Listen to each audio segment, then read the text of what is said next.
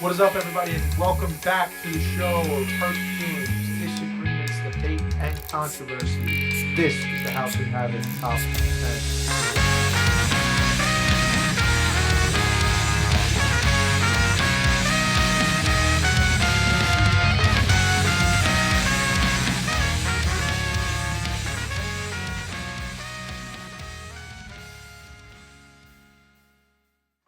Ladies and gentlemen, theys and gays, there are over 2 million podcasts worldwide, and today you're listening to us, and we do so appreciate that. It's your boy, the Dean Malenko of podcasting, man of 1,000 nicknames, Jimmy Hawkinjos. We got Alicino, and we got Christopher Johansson, Big Whitey, returning to the studio. Jack is behind the camera today. Brian had a bachelor party. We're doing the top 10 New York sports moments, 1980 to present. New York City, big sports town. You could say that. You know, you could say that. You could say that. We love our sports here, and good moments are few and far between. Listen, I think at some point we need to announce our fandom to the listeners, just so they understand where our listeners are coming from. Well, Some of them are clear. I did not get the memo to wear a jersey, and I wouldn't fit in yours. So here we go. There was no memo sent. Whitey just made a decision. White bread followed. So here we go. Mets, and it sounds a little weird, but it is what it is. And you'll tell by my list. Obviously, you should be able to tell by your list, right? Islanders, Mets, Knicks, Giants. Big Whitey likes the Mets, the Giants, the Knicks, and hockey, whoever is there. Jets, Knicks, don't care about baseball enough. I guess I would say Mets, but like the only time I'll root against the Yankees is if they're playing the Mets in the World Series. But I don't like. I go to Yankee games. My brother and Vinny, Yankee fans. You guys, Met fans. Yeah. Alicino's a season ticket holder, so I go to plenty of Yankee and Met games every year. Hockey, I really don't care about, but I'm an Islander fan because it's the only pro sports team from Long Island. You have to be. I mean, Yeah. you know. Like hockey, I don't care about, but fuck the Rangers. See, You know, like Same. my wife's an Islander fan, but my dad was a Ranger fan, so I'm in like a predicament. That's why it's Does like she follow it, though? if they're in the playoffs, Alright. like when they were in the playoffs, was it last year or 2 years ago? We watched a bunch of those games. Yeah. But, my Playoff dad's a hockey's Ranger great. playoff fan. He's a Yeah? playoff Rangers fan. Yeah, I'll be at the sit in front, screaming Like, at the TV, watching all year. screaming at the Don't TV. even I'm like, watch you it. haven't watched a game. You didn't watch one of the 82 You don't even know who that guy regular is. season games. Yeah. Jack? Jets, Knicks. I've started to pay attention to the Rangers as of last season, and I could give a fuck less about baseball, but Edwin Diaz is electric, so I guess I'm a Mets fan. Timmy Trumpets. All right. Yeah, fair enough. All Fair right. enough. So you got honorable mentions. We got dishonorable mentions. Dishonorable mentions first. I could go for some dishonorable mentions. I'm assuming like we should absolutely have the same. I got one that's got to be you guys. my list, because we said greatest sports moments. It didn't say like Whitey's greatest fandom moments, so I don't have all of, like my favorite. I got a lot.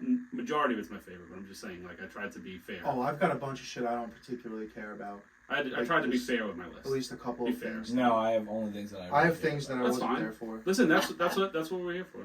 Um, And I'm sure it's going to be within your time frame of being a fan. It's not really going to be inside. there's or a outside. few that are there just for historical context. Let me go first because I feel like this is one all three of us will have as a dishonorable.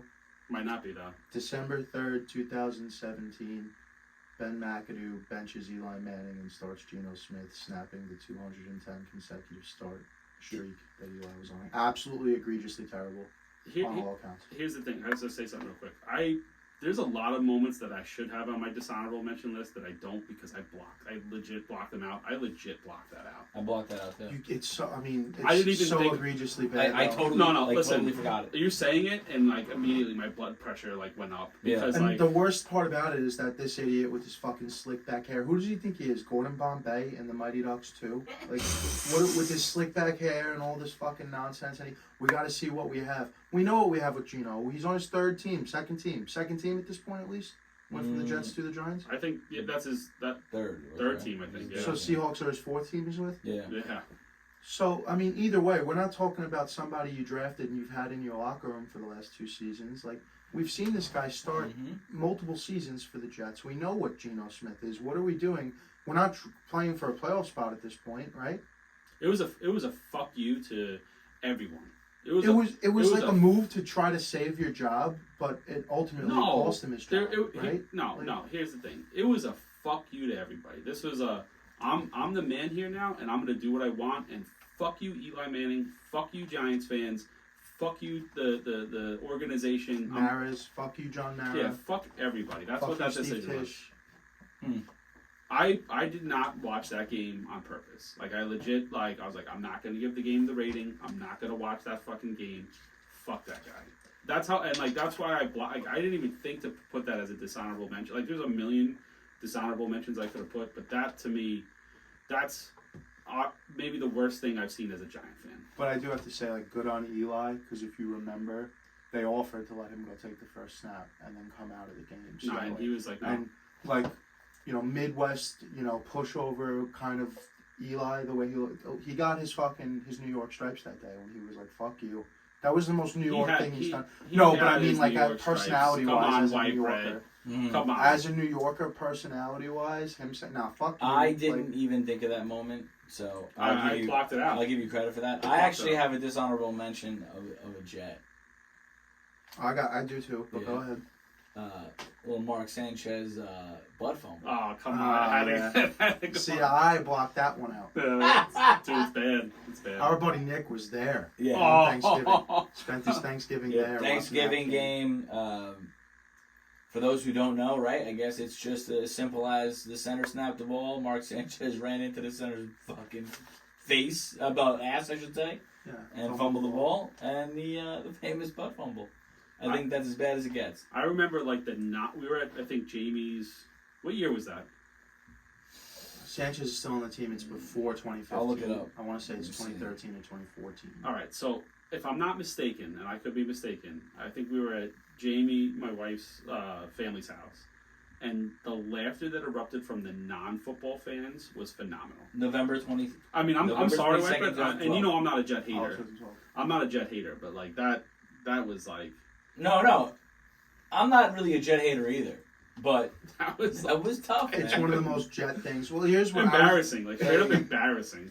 The other day, Not as a fan, I'm saying. obviously this release is way down the line in like October, but we're recording this in August right now. The other day when I thought Zach Wilson tore his ACL, I was like, Joe Namath signed a contract in blood with the actual devil, dude. He signed a contract After he with guaranteed Satan it. himself. He's like, look, dude, you're going to fucking win the Super Bowl. You're going to wear the fur coats. You're going to bang all the hookers. But the Jets are going to suck forever. And Joe Willie was like, deal. Where do I sign, baby? I'll be the guy for life. Yeah. For life. What do you have? Dishonorable mention. So Whitey's got 3 of them, but the first one, and this is personal, the 2000 Subway Series. Here's the reason. The Mets, they really didn't deserve to be there. They weren't that good. They were good, but they weren't that good. And your boy was a little fired up. I was a sophomore in high school. I bet every penny I had on that World Series. Mike Piazza's going to hit 1 million home runs. You guys are fucked. I was like shit talking like you wouldn't. Like we just stomped the Cardinals. Like we stomped the fucking San Francisco Giants with Barry Bonds. Like we're gonna go into that World Series and we're gonna fuck the Yankees up and fuck everybody who doesn't think so. And then Whitey went to school the next day and fucking paid out money like you wouldn't believe. Imagine being 15 years old, dude, and That's tough. having debt. That's tough. I was talking shit. That's why I'm low key and now high key afraid that the Mets and Yankees meet up again. Because I'm like, I just know so many Yankee Nah, fans. dude, good pitching beats home run hitting every time. I hear you. I do. Baseball's a long season. I do. Mets fans are a little riled up right now. They should be, though. For good reason. By this point, the Mets No. have collapsed every No. time they've been good. No. 2006, we ran roughshod off over the National League, and I'm talking. We beat teams down I've never seen the Mets beat teams down. People forget 2006. That team was a good team, and when Pedro got hurt, that team went from being a great team to being like, oh, we're gonna cruise along into the playoffs because they were a great team with Pedro on that team. When Pedro got hurt, and then they traded Xavier Nady, that team was not the same, not the same. But we dominated the National League. I think we won 99 games. That Yeah, year? but as a fan, right? And settling for 2007 and settling 2008. for mediocrity most of your fandom, right? It's not settling, Believe me, it hurts. It hurts. It hurts. It But hurts. at what point can you get excited? You don't. Like, this is it. Like, See, why you'll get excited? The last pitch of the World Series. no, that's not right. You're not enjoying it like you should. Take it Gotta all enjoy in. the ride. Yeah, I dude, can't- we're on I a can't. roller It's coaster too ride. much, Enjoy too much it. anxiety. Like last night, I was fucking sweating. I'm in my chair watching fucking Edwin Diaz come in and not be the Edwin Diaz of this year, and I'm fucking sweating. So I'm like, here it is. This guy's gonna get fucking lit up, or he's gonna fucking fall off the It's gonna face be of like the I agree. Rhonda getting her head kicked in by Holly I Holm. agree. I've been there too much. The I've beginning been of the there too end, much. you're just waiting I for got them like to 10. fall off the cliff. I got 10 years on you, bro. No, Like, I you hear don't know. you. Like you don't know what I've been through. You weren't there in 1988. Here's a little fucking 5-year-old whitey. My dad sits me in front of the TV. Look, Dwight Gooden's pitching, and fucking Mike Scioscia steps up in game. I think it's game 5 of the NLCS. No, maybe the NLCS. I don't remember what game. I was young. I was 5. I don't fucking remember.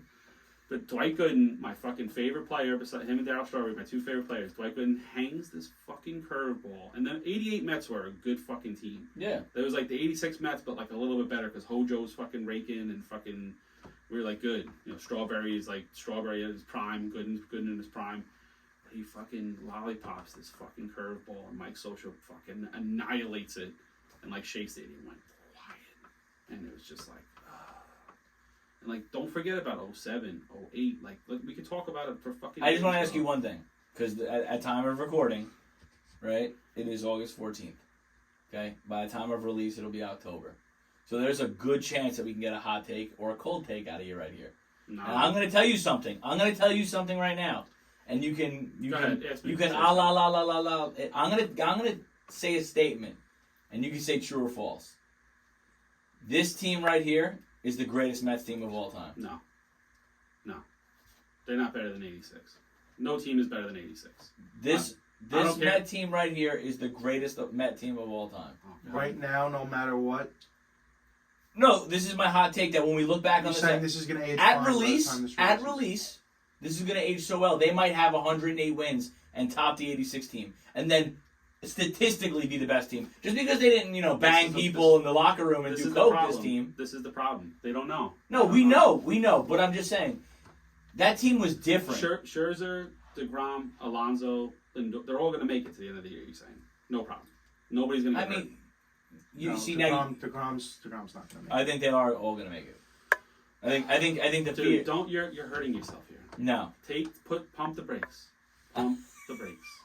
I've been there. You haven't been there enough. you're listening to the take, right? You're listening to it, right? Yeah. The only difference between the 86 Mets and these Mets is they were fun because they did blow and lit things on fire False. and False. Number one, you had arguably at the time the greatest pitcher in the game and the greatest outfielder in the game on the 86 Mets. The And- Mets, hold on. The Mets don't have the greatest. Like right now, can you say that Max Scherzer and Jacob deGrom are better than Sandy Alcantara? Right now. I'm not saying Yes. historically. No way. yes, You're wrong. yes. You're wrong. Are you watching what Sandy Alcantara's doing in Miami right now? He just got blown up 2 Um, games ago. Okay, one game. But do you see what he's doing out I there? see what he's Okay. doing, but I'm just take saying, a 3-year. right now, Okay. you would not take Sandy Alcantara over Scherzer or DeGrom. Maybe Scherzer, not DeGrom. Okay, all Because right. DeGrom hasn't. He's been back. He hasn't You're- let up a fucking run. You're telling me right One now run. Pete Alonso is better than Aaron Judge? Or No, okay. but I'm telling you that. I'm just saying I'm telling you that Alonso's top 5 first Right. baseman in the MLB. my point is though, at the time in the 86 Mets, Darryl Strawberry was the best outfielder in the game.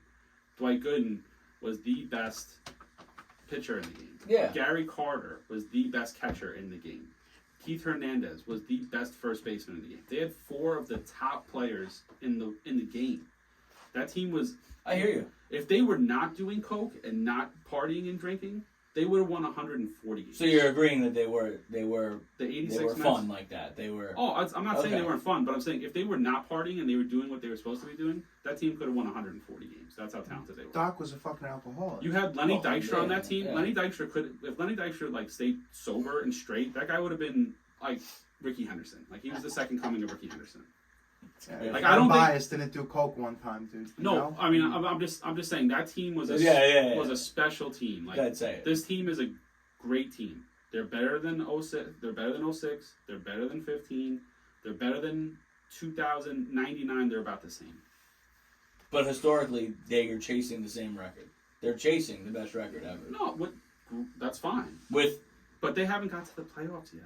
Like He's the very. You know what's sad? It's very He's gonna get Jetsy. back on target. You know It's very but- Jetsy. No. It's No. very New York fandom. Like it's like beating. not a Yankee it's like fan beating thing, though. people. Like It's we're not beating, a Yankee fan thing. It's not No. a Giant fan thing. If you got the Giants at fucking 10-8 going into a wild card spot, playing every game on the road, you're thinking like, all right, been here, We're done good for that. one. Let's go. No, I'm thinking we're good for Yeah, one. let's go. We're gonna beat the piss out of Hey, everybody. would you feel the same way that me? Well, I do feel. If you're the I Yankees and do you get feel to a doom and wild gloom, card not game, as much as Whitey about the Mets going forward. I do. Don't take what I'm saying the I wrong way. I hide it well. Don't You know. don't take what I'm saying the wrong way. I don't want to get too ahead of myself. The Dodgers are a good fucking team. Oh, They are great. I would they love have- to meet him. They have as much pitching as we do, and that lineup is Better than us. Is a better lineup than ours. But their bullpen, We could beat him. our bullpen and their bullpen are I think are about the same because it's not like Kenley Jansen from a few years ago. No. But the Dodgers are a good team. The Braves And are that's a rough good traveling. fucking team. That's Like, And they'll that's be there rough for the next 10 traveling, years. in a And this late stretch we have, series. like Friday night was a tough game. Last night was a tough game. Today is going to be a tough game. If Bassett shows up and Bassett pitches 7-8 innings, I think we got a good shot. There's a good chance Bassett can come in today and get lit the fuck up. Like Of course, yeah. you know. So like I err If- on the side of caution. Let me ask you a question, Jimmy. If the Jets this year, right? Say Zach Wilson starts week 1.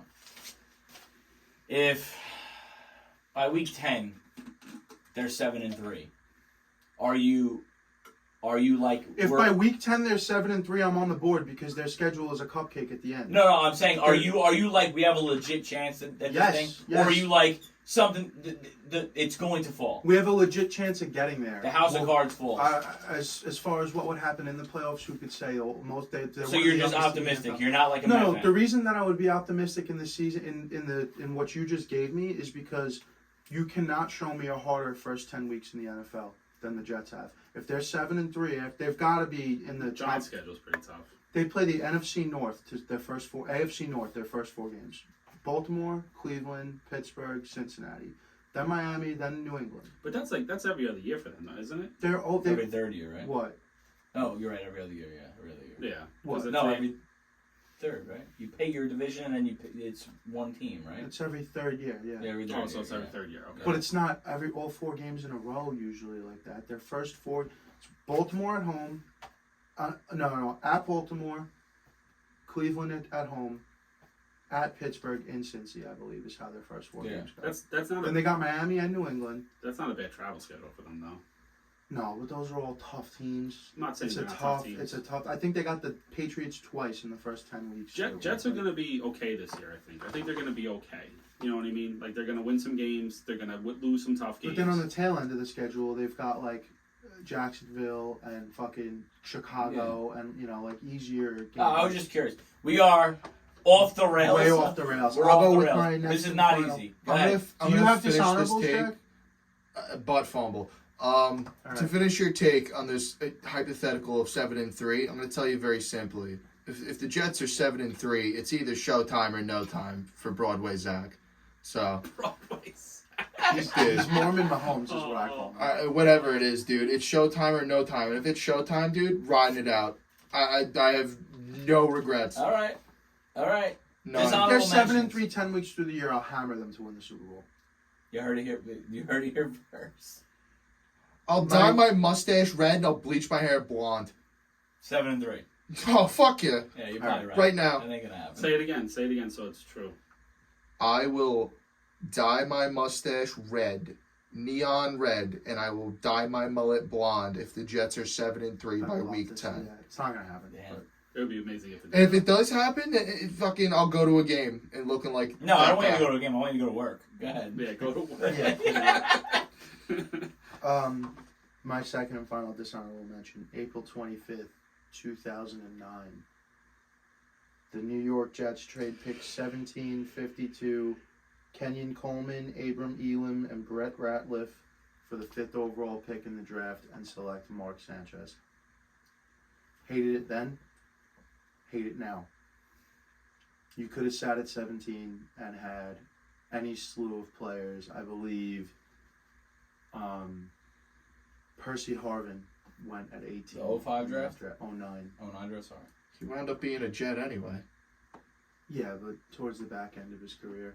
I truthfully believe that the drafting of Mark Sanchez set this team back, even though they went on to go to the 2 straight conference title games. I think you could have just went with any quarterback, any starting quarterback in the NFL that year could have gotten them to where they went. As a Jets fan, I'm the only Jets fan in the They room. rolled that defense like the Giants did. Defense in the running game, dude. He threw for in that 2010 season when they won 11 wins. He threw for like 2,800 passing yards, dude. Like, not much to do with the quarterback at all.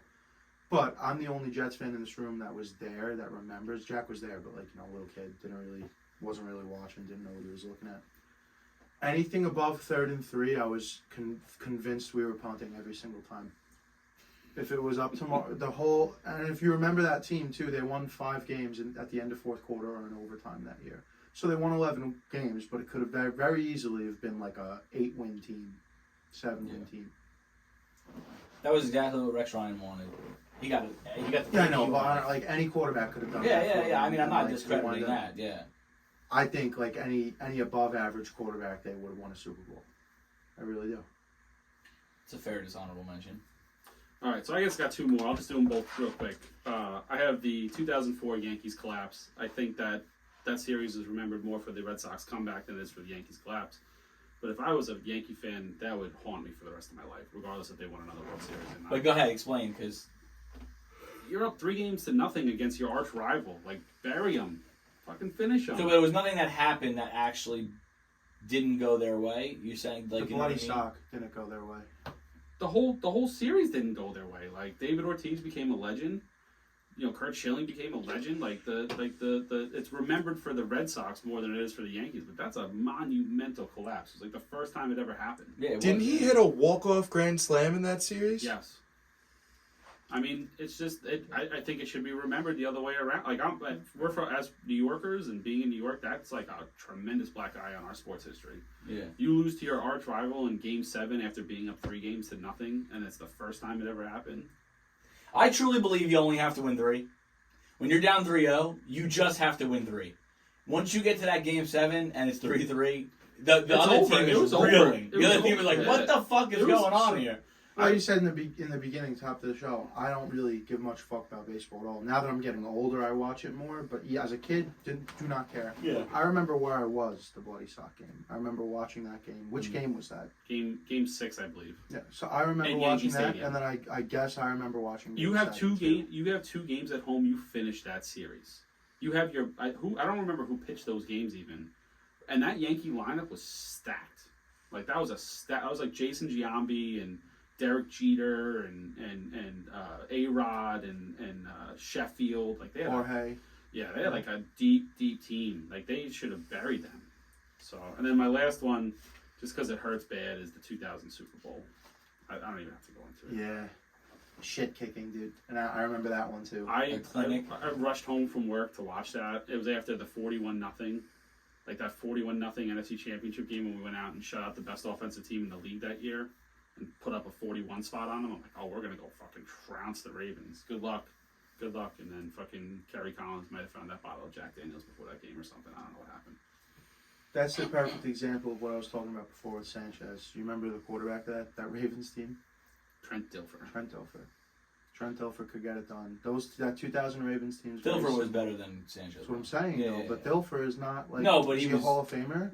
But he was mentally better than Sanchez. He was a You could've- professional quarterback. Yeah, You could have found yeah. the 2009 equivalent of Trent Dilfer by way of trade, or Yeah, so yeah, I don't know yeah, who would have yeah, been yeah. available at that time off the top of my head. But this is coming off of Brett Favre. 1 year of Brett Favre after they got rid of Chad. First of all, Chad would have won a Super Bowl. I was with just that about to team. say Chad would have 100%. won. Chad would have won a Super Bowl with that team, but we had to fucking dump him. And You think Favre wins the Super Bowl? He stays there? no, Okay. Favre wanted to dumb what Rex wanted. Favre wants to throw the ball 55 times a game. Why didn't Rex just let him? Well, Rex didn't coach with Favre, right? Rex came in Rex- 2009. Rex was a Rex rookie. came Mark in. was a rookie. Yeah. That would have been Mangini's last year. Yeah. With Man, Favre. genius. Man genius. Thank you. Dishonorable mentions anymore? Nah. Dishonorable mentions. No, I'm up to honorable. Oh, hold on. I'll Go ahead. do them quick. Dishonorable mentions. 06 Beltron. Thanks for playing. Thanks for coming. They lost that series game 3. Game three, they lost. It that doesn't series. matter. I remember the they- moment. they- I set the remember the stage. pitch. I remember the moment. I remember crying. That's what- I remember falling on the ground. I that's what- remember the whole thing. Yeah, but that's what everybody remembers. They lost that series game 3 when Billy Wagner throws that fucking slider, that hanging slider that Scott Spezio fucking hits 400 feet foul and then throws the same fucking pitch. They were up. They would have went up 2-1 in that game. They would have won game 3. They would have won game 4 and closed that series out. I understand the Beltran The hurts, iconic moment. but also, you know when else they lost? They lost that series after Andy Chavez makes that catch. How they did not score or run that next inning. That's when Unbelievable. they lost that series. Unbelievable. But hold that thought because we'll get there. But the funny thing about Beltran is, just like you said, that the Yankees collapsed and no one talks about that. They talk about Boston coming back. Nobody talks about that Beltran is probably, you could back me up, you could not, probably top 5 greatest player ever in the playoffs. Ever in baseball history, ever. His playoff numbers, that's how good they are.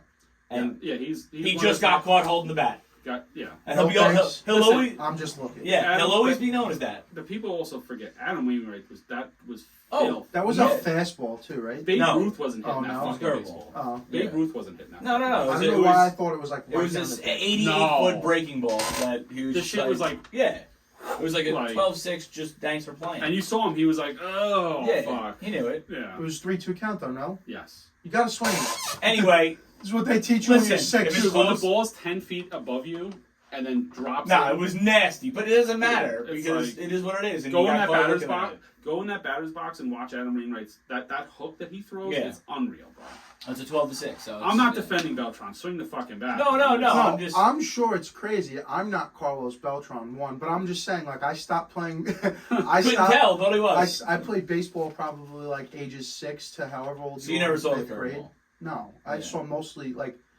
By the time kids were getting breaking 70, it was like, lacrosse looks wild, dude. I want to go play that. It's like so. Let me put it to you this way. But like the That- first thing they teach you, full count, you swing the fucking bat. Like if it's unless it's gonna hit you in the head or you can't reach it on the outside, you swing the See, fucking bat. they don't teach you when you don't. They don't teach you swing the bat on a 3-2 count. You have to see the pit. Like that's the whole thing with baseball. Like you need to know. You need to try to know what's coming. So like the here's how I was gonna put it to you. That curve is like Allen Iverson's crossover. He broke Michael Jordan with that crossover. You know what I'm saying? Like This is the only thing I'm going to say, and then we'll move He on to grew honorable in mentions Tyler's because life. Yeah. this is the sad part. Now it's going to get happy. This was all the miserable part of the this honorable mention. But this is Well, the only I thing guess I'll that say. depends your fandom, right? yeah. Yeah, I mean, yeah, that's Depends the true. lens you're looking through the Yeah, list. I Like guess I that's tried true. to look through the lens of New York. Positive. New York. Oh well. Moments for New York, like not necessarily for the Jets or for the, like just good moments for New York in general. So the thing about Beltran is, and this is the last thing I'll say on it, it's a 3-2 count. It's a big moment. It's a high spot, high leverage spot. You're not thinking, if you're Beltran, he's going to throw you a curveball 3-2 because he's not going to want to put you on. So you're thinking, yeah, you're not going to get a perfect pitch, but you're going to get something to hit. He's sitting on a because- fastball there. Of course you are, because listen, logically, curveballs have less control.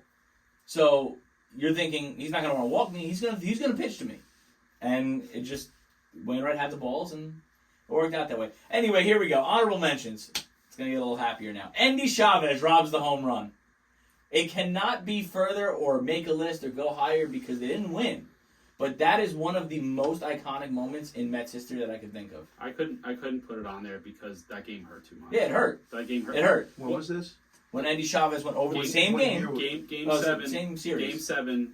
Cardinals Mets 2006. 2006. That was the CS. The Yadi Molina fucking home run. He robs his home run, comes over, his whole mitt comes over, he comes back, and then throws the guy out of first Yes, base. I remember that. It's an unreal catch. It's unreal. And then, like he said, for them not to go into the next half inning and score It's was just gross. It's just an absolute shame. And I that's it. thought for sure the way that team was that year, like when Beltran came up with bases loaded, you're like, he how many walk-offs did he hit that year? Like 5 walk-offs or something stupid. Yeah. And like that team was like the team, they would go down and then they would fight back and they would end up winning the game. I mean, it's like you watch in the Subway Series, David Wright hitting off of Mariano or hitting that double off of Mariano Rivera to win the game. That's just like that's how that team was. Mm-hmm.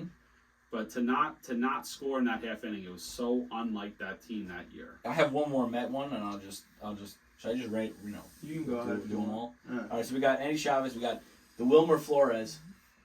I love that moment. Thank you. I was Wilmer. at There, right? I was at the game. Oh, That's okay, why. Yeah. So When being he hit at the the home game, run. and they cried. They traded him this, Yeah. and then the run after that, Yeah. fantastic. Jeter on his 3,000th hit hits a home run, and then the last game of his career on his last hit hits a walk-off. So that's him at Yankee Stadium. Right, you're right. Stop it. Just stop it.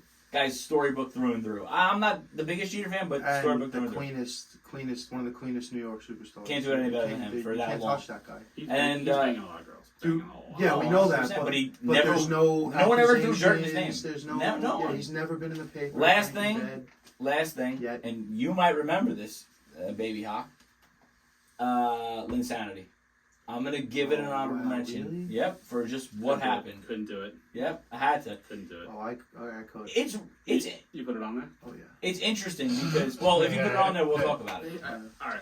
You guys didn't. I grow- put it all right, on there. I understand. There's not many Nick moments, I understand. I so understand. you have to, Okay. you know. I understand.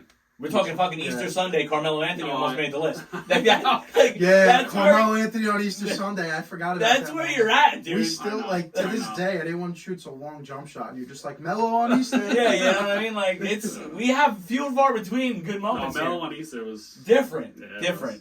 Go ahead. Honorable mention. Do you remember Carmelo on Easter Sunday, Jack? Nah, I remember on St. Patrick's Day. He stepped though. into like No. he stepped into like a 42-footer, right? He shot it out the Yeah. building, hit it, then went down again and hit it again from like half court. It was like, it was. and then he's screaming, and they win the I game. feel like He's I've screaming. seen this before. He's screaming, "This is my city. This is my town." Well, they were And they were people are wearing White, yeah. white. melting, dude. People are melting. I'm running around the house like craziness. I forget you guys like missed it. You like missed all of it. 100%. Yeah, you Like missed Ewing, who's Ewing? Like missed all that. That's gone. Ewing blown out Start his Achilles, jamming almost on made my fucking dishonorables. on Jordan. If I saw that live, dude, I would take my clothes off and ran down the I block. don't know.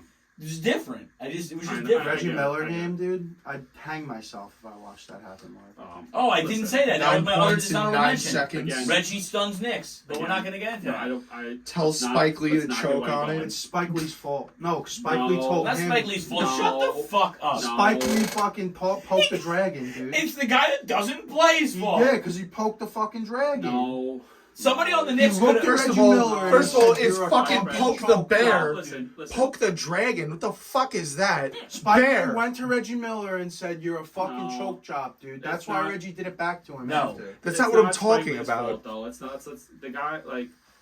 There was a lot. Hey, listen, you're playing against Charles Oakley and Anthony Mason. There is shit talking like you wouldn't believe. And Reggie Miller was like, "I'm not just gonna disrespect you. I'm gonna disrespect your fans." And who's the fan? The fan. No, it's a fan, yeah. Yeah, it's Spike Lee. If I get at Spike Lee, I'm getting at everybody in the garden. Fuck you, Reggie Miller. If Reggie Miller ever listens to this podcast, fuck you, I'll fight you. I hate Reggie Miller. Yeah, fuck you, Reggie Miller. And he Fuck loves, Reggie and he Miller. loves that I hate you, that we hate him. Yeah. And his generation has Trae Young now, so we're all good. Honorable mentions. Trae Young is not. I don't No, have he- any. Where you don't have any? No. Why? No, You're Spike not. Lee should he's die like the soon. new Nick fucking. I and we hate him. Honorable Yeah, mention. the one round of the playoffs. Yeah, no, yeah. August 11th, 2015. IKNM Poly breaks Geno Smith's jaw, ending his tenure with the New York Jets. Putting us out of our misery. Yes. Puts us out of our misery. Oh, man. Gets us Ryan Fitzpatrick and a 10-win season. Dude, just that call it quits after that one. That's all you Over, need. mind you, it was over like a That's a couple 10 of out of 10. $100. That's a 10 out of 10. It was over a couple of $100, dude. I totally forgot. I believe the dispute was over. Like Gino was supposed to come to one of IK's camps, and IK bought the plane ticket, which was like a couple of $100, and Gino was like, "Nah, fuck you, I ain't going," and he just sucker punched him, dude. Oh, that's amazing that's your honorable. Yeah, mention. dude, it put us That's out of the amazing. Gino misery. Oh. Because if it would have taken us to like week 10 to see Ryan Fitzpatrick that year if he didn't get his jaw broken. Oh, that's amazing. And then my other one, January 16th, 2011, the 2010 NFL season, coming off of just the divisional round, coming off of just a few weeks ago on Monday Night Football, 41-3 shit kicking on national television from the Patriots. The New York Jets beat the Patriots in the 2010 divisional round, 28-21. I had that the back page of the Newsday was Kotchery, Brown, Edwards, and Holmes all doing the Jet thing after the game. I had that on my wall for like 5 years in my Nice. bedroom.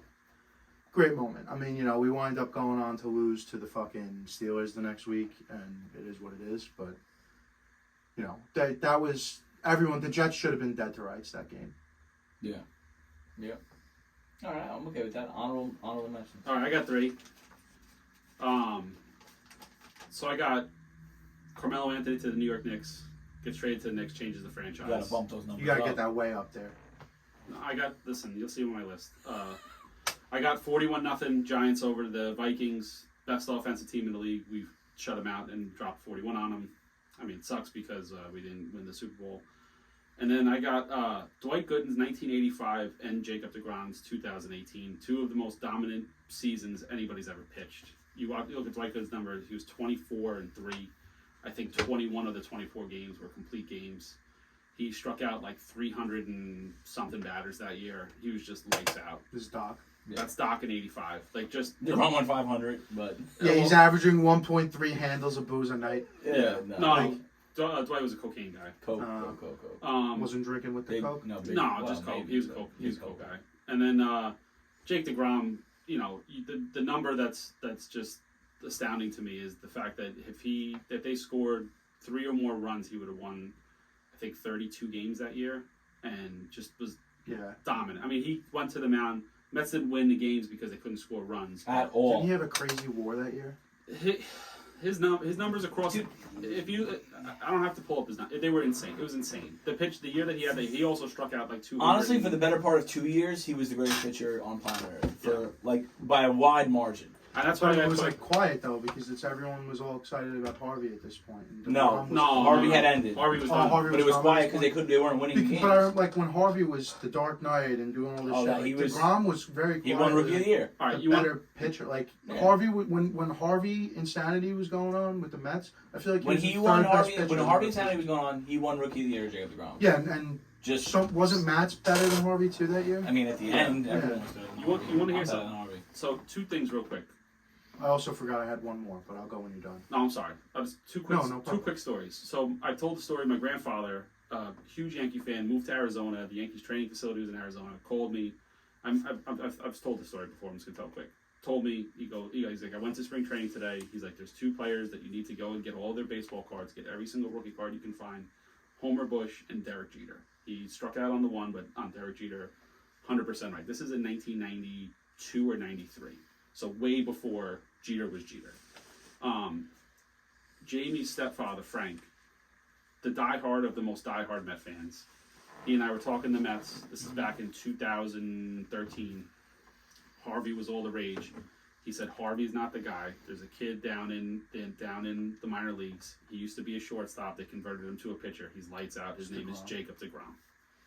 Last thing he told me before he died. God damn, he was right. So I had Hanging out down in two Port St. like Lucie. 2 older guys tell me later in their lives, like, these are the guys to watch, and they both were right on both, which is insane. This is what I will give you when we were talking about off air about baseball being the best sport. For sure, it's the sport that you can see something in somebody young and be like, that's it. Like you can look at a Little League World Series player and be like, he's going.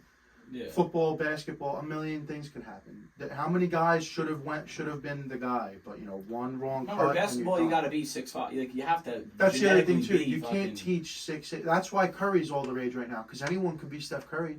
Yes. Anyone could learn how to shoot. Not me, dribble. but yeah. No, but I mean Even him, he's 6. What is he? 6'2"? 6'3". So he's like my size. Yeah. It's great. But you looking at him, you can learn how to shoot. I know threes. you don't think so. Like all you guys that are over 6 foot, I know you guys don't think so.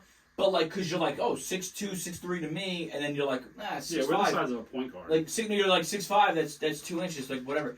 Like 2 inches to me is colossal. Like the difference between me and you is eternity. The difference between you and 6'6" is Trey, like I just mean- like Trey Young looks like a small guy. He towers over you. towers over me. in know what I'm all saying? of the And that's a point guard, like a little point guard. in terms of like play style and how you play. Oh, he changed the game. You can do all of the leg extensions, all of the calf raises, all of the jumping programs, all of the shit you want. You're never throwing down a Statue of Liberty or a windmill dunk in a game. You're never going to be able to do it. Slam ball. Jack might never be able to do it, and he's 6'5". Right. He could probably dunk in a game if he worked on it, but like throwing down a crazy windmill or something, alley-oop, never going to happen. No, for him. never. By the way, We could all shoot 1,000 3-pointers a game and wall sit and dribble through our legs and be able to fuck you. You might be 5'9" and have 6'3" guy guarding you, but if you can put it over his head, No, it yeah, doesn't of fucking course, matter. of course. We had a guy, his name was Bronson Martin. He's the all-time, I don't know if he still has it, but he was for a long time the all-time leading scorer in West Hampton Beach. And legit, he was 6'1", he played shooting guard, and the play was he would start at the top of the key, and he would go to the corner, they would set picks for him, they'd throw it to him in the corner, knock down a three-pointer. Did it from the time he was in the 7th, he made the varsity when he was in the 7th grade. And legit, that was the only, like, not the only, like, he did a But lot that's of what he things. did, yeah. But that was like the That was play. his thing, The yeah. Bronson. That's what they call it. They call it the Bronson. You know, because he would legit, like, just run to the corner. We'd all set picks for him, pass the Bronson, and he would knock down a three every single time. And he was not a big guy, and he had a full ride to go whatever school. It was a D2 school, and he was going to be a starter, but he stopped basketball to pursue academics, which was smart. Now the guy makes a lot of money. Worked out for him. Yeah. My last honorable mention, which I forgot about because I actually had it in my list, it winds up. I guess this is number 11. Like Yeah. it wasn't. January 20th, 2008, the 2007 NFC Championship game, Giants Packers in Lambeau. Unbelievable. Fucking 0 degrees, feels like Unbelievable. -7, right? Something like Yeah, that. The unbelievable. now famous Tom Coughlin's face got Face stuck frozen, like that. yeah. And never moved. It never changed from that game for the rest of it. It's That been was frozen it, like yeah. that forever. I remember Unbelievable. watching that game. That whole run, being like a bitter Jets fan, because when you're 2007, we're in 9th grade when this 8th grade when this happened. Oh, you're in the eighth grade? Wow. No, 2007, 2008, we would have been in 9th grade. Ninth grade, We were in 9th grade when this happened. Freshman in high school. Wow. So, and meanwhile, we're pre-2009 Jets at this point. So I've seen the 2000 team with their collapse. That 2004 team had a collapse. And other than that, pain. The 04 team was in San Francisco, right? I thought that was in Denver. They blew the lead in Denver.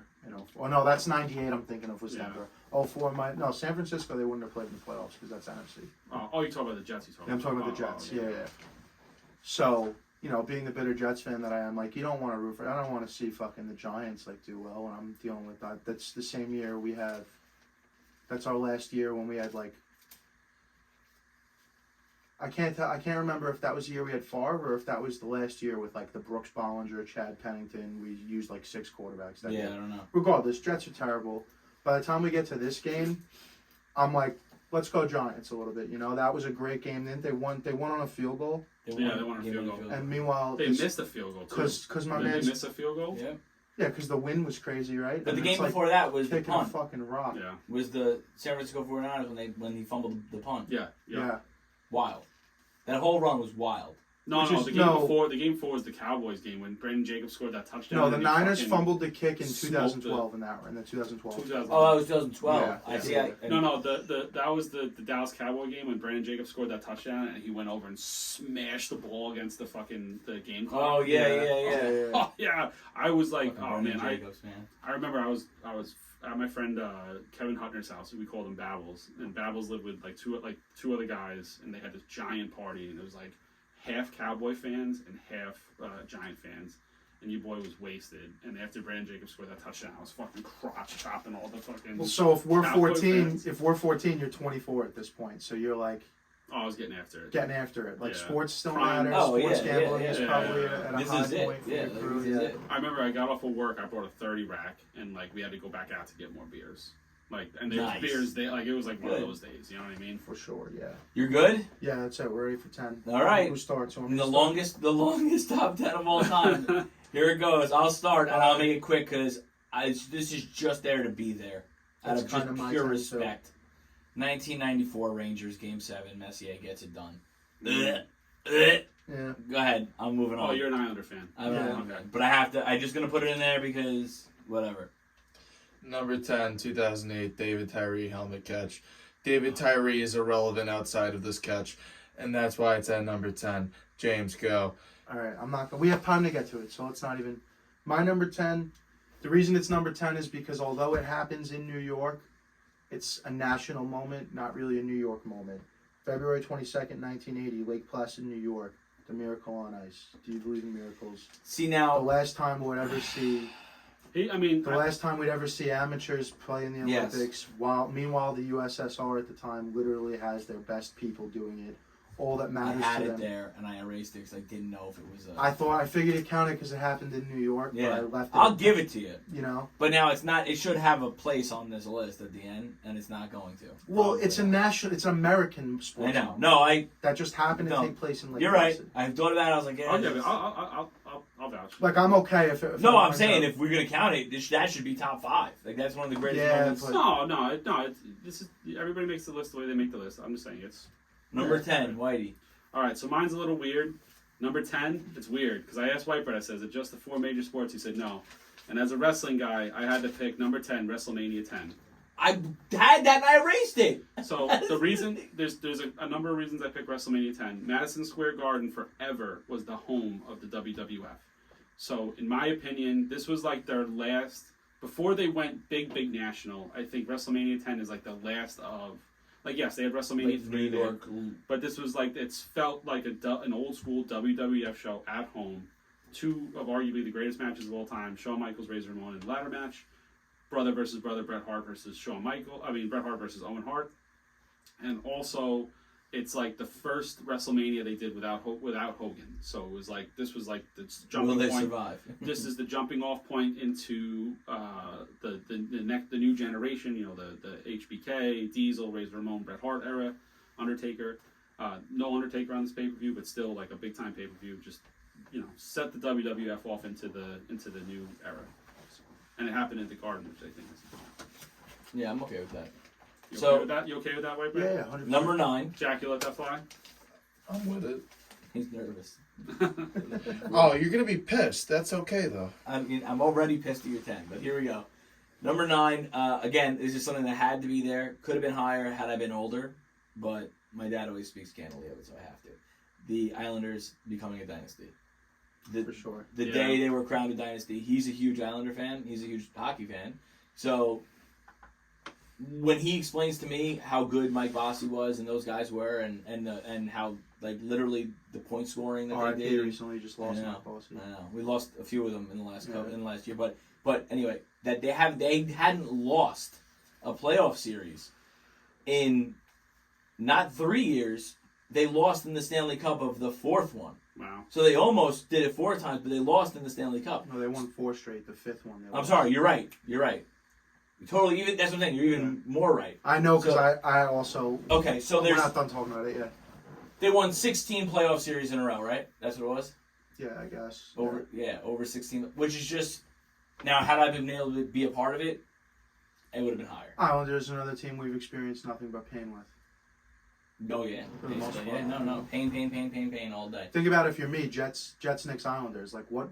Born in '93, probably actively a Jets fan since probably '97. I'm gonna tell you right now, it builds character.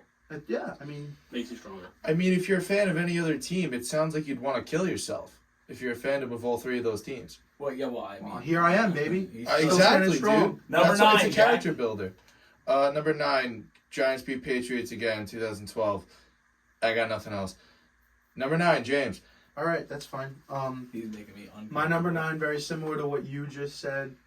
Would probably matter more if I was alive at the time. Would probably matter more if I cared a little bit more about this team. It's the 1986 Mets World Series. As we all famously know, Game 6, a complete egregious error is made that even lets the Mets get to Game 7 where they eventually win. I mean, correct me if I'm wrong. I don't know the player, but Bill Buckner. Good luck there. And all right, that, bounces right, goes an right all-star between for his his legs. baseman. What? All-star All-star. first? Yeah, it goes right through his Maybe legs. not He that. was an all-star then. Not that. He was. This is Bill Buckner at the end of his. He shouldn't have been in the game. He was in the game to win the championship. To be on the field to Also, win. shout out Game 7. Bill and Ann were in attendance. Oh really? Unbelievable. Yeah, Wow. my parents. Wow. My dad's Game- been to 3 World Series closeout games, 2 for the Yankees, and one, I think, yeah, I think he was at the '99 closeout World Series game for the Yankees, the Subway Series closeout game, Game 5, and the 1986. And every time it was like, "Hey, I got an extra ticket. You want to come?" My dad was working in 1986, and one of his coworkers was like, "I can't go to the game. You want these tickets?" He called my mom at work because this is way before cell phones, obviously. Picked her up straight from work early. They were both working in Manhattan. Went straight to Queens from work. Unbelievable. Game 7 is actually people forget how good Game 7 was. Yeah. Of the 86 season. Yeah. Number 9 for Whitey, right? Yep. So it was hard. I'm not a Yankees fan, but I had to put the New York Yankees between 1995 and 2001. I know we're supposed to pick a moment, but that team from 95 to 2001, there's 45 different moments you could pick between Five rings, right? 5 rings, no, 4 rings in that time period. 4 rings. So 95 they're in the playoffs. They lost to the Mariners with Griffey Jr. scoring the famous run around, coming around. That game was that was an incredible series. Don Mattingly's first playoff series. It was just it was insane. 96 they win, beat the Braves. The Braves with all that pitching. 97 they lose to the Indians, which was just a stacked lineup. 98 best team in the history, one of the best teams in the history of the game. And just in that time, just in the time from, like I said, 95 to 2001, the Mr. November, Scott Brocious, Dwight Gooden's no-hitter, David Cohn's no-hitter, David Wells there's just endless moments you could pick. So I just picked that entire run. Because, how do I, as not a Yankee fan, which one is to me, they're all awesome. But, which one do I pick? Mm-hmm. So I just picked that whole time frame period. All right. Well, number 8, I picked one. But you're going to have to help me. The Jeter. Mr. November? No. Oh. ALDS. ALDS. The throw. So I think that's game 6. Is it game 6? I believe. Okay. I believe. I'm not a Yankee fan. Okay. So. I remember the game. This jump throw? No. No, he cuts off. So Jeremy Giambi, Jason Giambi's brother, R.I.P. coming around third. Steroids, right? I don't know. How Derek Jeter even thinks to go and cut that He ball. shouldn't have been there. There's no reason for him to be there, but just Have you ever seen the play? I don't know. The magic of Derek Jeter's career. Yeah. I think is it David? No, David. Who's playing the outfield at that point? Sheffield, I think, is playing in right field. Gets the ball, throws it to the cutoff man. Cutoff man makes this shit throw that hits the dirt. Jeter comes out of nowhere, coming across the first base foul line. Past the first base foul line from shortstop. Catches the ball, flips it to Posada, who tags out Jeremy Giambi, saves the game. Yeah, so here, It's I have it up here. And insane. again, if I was... play. So that's Miguel. I think that's Miguel Tejada batting, if I'm not mistaken. No, it's not Miguel. Oh yeah, maybe it was. So I think that's Sheffield. Oh no, that's Look at where Jeter... Why is he there? Why is he there? And it's so funny because every time Jeter comes up, people say he was a terrible defensive shortstop. But again, I think that's in that time that is. that run that I'm talking And about. that's fine. Is And Jeter missed some routine plays, but had these crazy plays that he made? No, Jeter was so fundamentally sound, it's insane. Then why do people say he was a bad defensive shortstop? He wasn't bad. He just wasn't the best. He was the third best at the height of the shortstops, which is him, Garciaparra, and A-Rod. He was the third best shortstop of the three of them, defensively. Because Garciaparra was unreal. I mean, people, I don't know if maybe I'm out of bounds to say that, because maybe Jeter was a little bit better than Garciaparra. Jeter was a good player. I wouldn't... Jeter's he's a very, very good ball player. I wouldn't say that you were out of pocket with that, honestly. I mean... Because Garciaparra had 3 or 4 seasons in a row where he was phenomenal. He was so good on that 97, 98, 99, and 2000 Red Sox teams. Garciaparra was so good. But A-Rod was above and beyond both of them. Not even close. A-Rod was so far and away better than them. But, those are now I don't know, but I could be wrong, but that was what was the golden age of shortstops? Because it ain't now. It's hard to say because, the 60s had some good it's all about shortstops. the power hitting outfield. It's that's the age we're in now. It's the you can't. It's hard to compare different generations. How do you compare Babe Ruth to Willie Mays? So this is what I'll say, right? It's I hard heard on the to- radio. You go back far enough, it's hard to. I heard on the radio that- because those guys would pitch every 3 days Lindor- and hit and play the field and shit. Lindor didn't is Babe the Ruth greatest pitch, hit, Met and play in the field. Not obviously same game. Lindor is the greatest Met. What? shortstop of all time. And then Better than Reyes? I got to thinking, and I'm like, Better he's than close. Reyes? Well, I didn't say it. I'm saying Oh, this is what I heard on the radio. The fan. This is what I heard on the fan. And he's not better than Reyes. I was thinking, and I'm like, he's definitely 2. He will be better than Reyes when it's done. He's got a season and 3 quarters though. But he's already better than Ray Ordonez. well, offensively, but not Yeah. defensively. No, not defensively, but No. you don't. If you give Ray any, Ordonez was a special defensive yeah, player. but if you give a little bit on offense, you're a better player than Ray Ordonez because as long as you're not hurting in the I field. don't know because Ray Ordonez saved so Listen. many games for us in '99 and 2000. So many games. I'm just saying. I'm like, wow, the Mets really never had any good shortstops in their franchise. Jack, Number 8, Giants beat the Patriots 2007. That's the Plaxico Burress season where he has a career year and he's playing fucking on painkillers the entire season. Broken ankle. I think it was broken ankle or like something wrong. No, lower, you're lower right. part of the You're foot. right. No, you're right. Ankle, foot. And yeah. crazy season. And He did have a crazy season. I'm unbelievably scared what his top is. Yeah, I'm so Like- into this. Are you He's younger- are you he's going younger from than 1 you to is. 10? no. He's younger and he's not a Giants fan. Yeah. I know. You gotta remember. I know. You I just be happy I gave you the respect it deserves. Like let's talk about it. 07, Jack would be turning 6. No, I get it. April after that I get season. You know, You're up. he's running around playing GameCube while we're at that Super Bowl party. I'm up for my number 8. You said it already. I didn't have the exact moment, the Messier moment, but I just have the 1994 Rangers run. That whole run Yeah. was a pretty crazy run. I mean, Rangers fans are such dicks because I almost want to feel bad for them because they're this other team that's still talking about highlights from '94, Yeah. and we're still talking about something that happened Yeah. 52 years ago. But But they're yeah, just so egregiously parable in the state. I've watched Ranger fans tell kids that Santa wasn't real. Like, Mhm. it's just I can't feel for them, you know. But So- '94 was an incredible run for that team. I'm not going to tangent this, but Met Yankee game 2 weeks ago. Mets win. We're leaving the stadium, and people are chanting 27. What are we doing here? I know.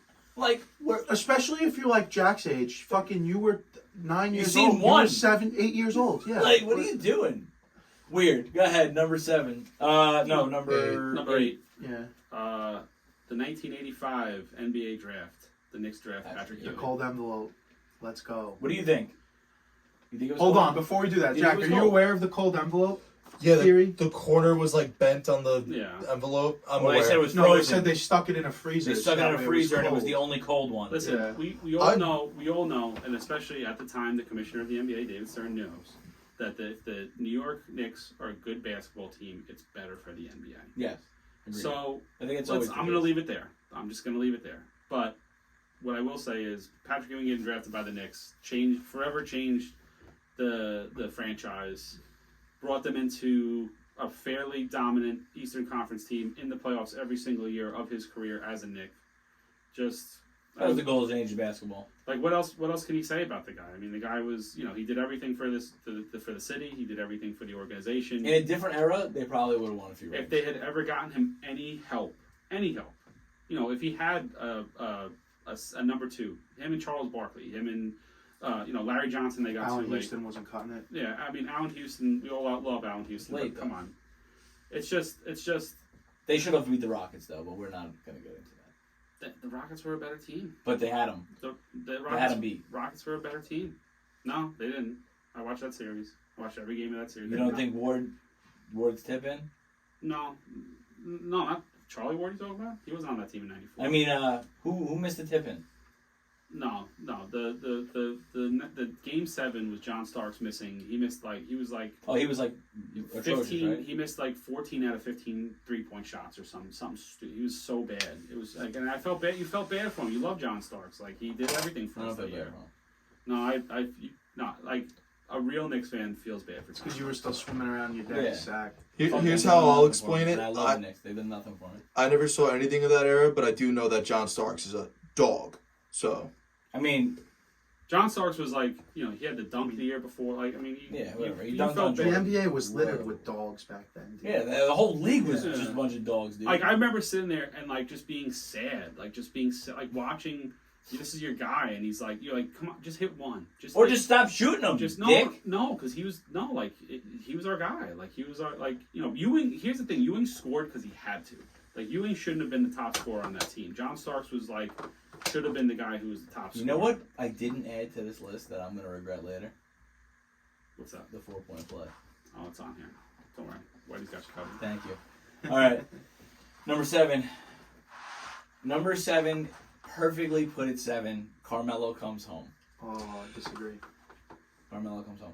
And the You have it higher? no, are you talking about I didn't 2010? even get it on my list. when he gets traded to the Knicks. Honor- Yeah, number 7. Oh, I no, have way high. Knicks acquire Was it- Carmelo okay. Anthony 2010. He has it too, and here's why. Did here's they why get it's- J.R. Smith come in the trade too, or is No. that a free agency decision? No, they signed J.R. Smith after the lockout ended when he was playing ball in China during the lockout. So here's how it goes. It can only be 7 because they did nothing with it. They gutted their team when they acquired Carmelo, and I know it was great for the city, and I know they had one really good team where, not really good, I don't want to say really good, but like... No, they were a good team. They were, but they weren't, but for me, you always knew they weren't good enough. Like, that team wasn't championship. That was fun season, playoffs, this is gonna be cool, it's gonna be good to watch. But unless something happens to another team, like they're losing a player, like to injury or something, it's not like that. This is not their. They're not going to win. They can't win with this team. Had they not gutted the team for the trade and they let him hit free agency and he joined as a free agent, that team could have won a championship. The team that they gave up, that could have won a chip. We'll talk about it later. I disagree. But you had that was it. Number seven. Seven was Number Wait, seven. that was your number 7 too? Yep. yes. All right, fine. My number 7. I'm so mad about the 4-point play. New York Islanders, 1980, 1981, 1982, 1983 Stanley Cup champions, 4 in a row. We talked about it already. We only need to. Unbelievable. If we were there, it might be higher, but we weren't there. If we were there, it'd be fucking 2. All right, so I got number 7. I got 2001. Mike Piazza hits a home run to beat the Braves. First baseball game back after 9/11. For a number of reasons, this is important. It was important for the country. It was important for the Mets. The Mets were in a playoff hunt at that point. They didn't make the playoffs that year. That's why it's not higher. But that, you're beating the Braves, your arch rival. It's just, it's that home run is everything. Did he cook one? Oh, you don't remember that? You don't know this? No, I know this. Oh. It's way high on my list, but I'm saying, did he throw one right down the middle for him? No. This was in the That was 8th inning, right? Wasn't a walk-off? eighth inning. 8th inning, down by 1, hit a 2-run Yeah. shot. He, it was, I get emotional talking about it because, I was a senior in high school. The Mets were, like I said, in a playoff hunt. It was, right after, it was, I think, the 26th. Yeah, it was The a week, 21st. 21st. Yeah. Oh, you have it. I have it, yeah. Yeah, and it's important. I'm just shocked it's 7 for you. Because they didn't win. They that day was important for the country, not just for the Mets, it was important for the country, for us to get back to a sense of normalcy. And it was also important. But it wasn't us coming back to baseball. It was the first game in New York. First game in New York. They came back to baseball. The Mets played a series somewhere else. Still, before all they the came back. firefighters' families were invited to that Yeah. game, and it was It was our first big event in New York. Mhm. And also, I think at the time the Mets were 3 games back of the Braves, so they win that game, they go 2 games back. Right. They're in the hunt, you know what I mean? Right. It's a race. We're looking, and this is after the 99 and 2000 seasons. Piazza's our guy, so it's you got your guy up there hitting the home run. It was important. It was very important. Yeah, definitely. Number 6 for me is Mario Manningham's catch / Giants repeat. Nice. And repeat, I mean, on the I Patriots. didn't even put that one on my list. Yeah, Mario Manningham's catch, which was great. Don't get me wrong, but that team, compared to 4 years earlier, everything about in my heart, I was like, we could beat this team. We can do it again. It wasn't like David versus Goliath. It was like we could do it again. I almost want to say if we're comparing catches, that catch might be the better catch because a lot of luck going into and we'll talk about it. with later. Tyree catch. A lot of luck goes into not just the catch, the whole play. Oh, a lot absolutely. of luck goes into. The Mario Manningham was clean pocket, steps up, rips the ball down the sideline. He fingertips this ball and gets both of his feet down with a couple of inches to I spin. always wonder, analytically, where how they break those things down in football, the catch percentage. Separation. The yards of separation. Percentage to make the more catch. so Yeah. percentage of the complete. I would love to see what some of those were back in the day before all that. If they were breaking those, that's got to be Back when Ray Lewis was allowed to take your head off if you tried to catch the ball outside the hashes, dude. like, There were none of these drag routes, Jack, and slant routes back you wouldn't then. see that because you would would die. get You You get would get- annihilated. Yeah. You get your slot So- receiver broken into 3 pieces. So that was it was a different game when it was vicious. As a Giants fan, I don't have that Super Bowl run on my list.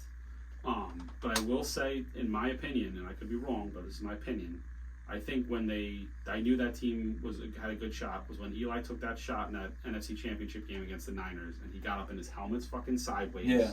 Yeah. He's got the dirt on the It's a shit. meme now. Yeah, and like that was the moment when I was like, all right, I fucking love this Maybe, guy. yeah, maybe, 'Cause, maybe, like- maybe he can do it again. And like that was just You want to talk about a quarterback? Like, I mean, a quarterback coach tandem. Every time that they were about to get fired, they won a Super Bowl. yeah. yeah, They were ready to move on from Tommy C and Eli in 06. He wins a fucking Eli Super Bowl. statistically, Mediocre. Clutch though. Clutch. Right. Clutch. Clutch. but he I'm did, not saying he he's, did like, the enough best quarterback statistically. ever. He'll be in the Hall of Fame. I'm but just- Yeah, 2 rings. those gets you rings in. do it. That Two, guy 2 rings gets you in. that guy gutted out those playoffs because he was His getting best season, the smoked. Giants didn't even do that good. That's what right? I'm saying. I mean, he was a good Eli was a good quarterback. He was a franchise Is he quarterback. is he a great quarterback? No, but he was a good quarterback and did what he needed to do to Yeah, win. but you look at some of his statistics and they're fucking bloated. He's like Oh, way high up sure. on the list. Sure. Go ahead, ready? Number 6. I think you guys will like this, but I could be wrong. I'm a little unsure about it, but this is what I read. Want to make sure I'm pronouncing this right. Johan Santana, Yeah. correct? K-Rod, baby. Throws first no-hitter in No, Mets fuck history, K-Rod, 2008. K-Rod's K-Rod is Rodriguez. Francis. Right, you're right. I'm sorry. Actually, we call him Nohan. All right, yeah, No. Nohan.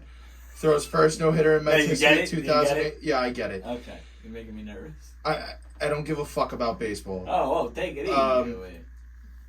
First no-hitter Mets history, correct? Yes. Yes. Yeah, and then 2008. the second one, And it was me and fake. Alice, you know where at.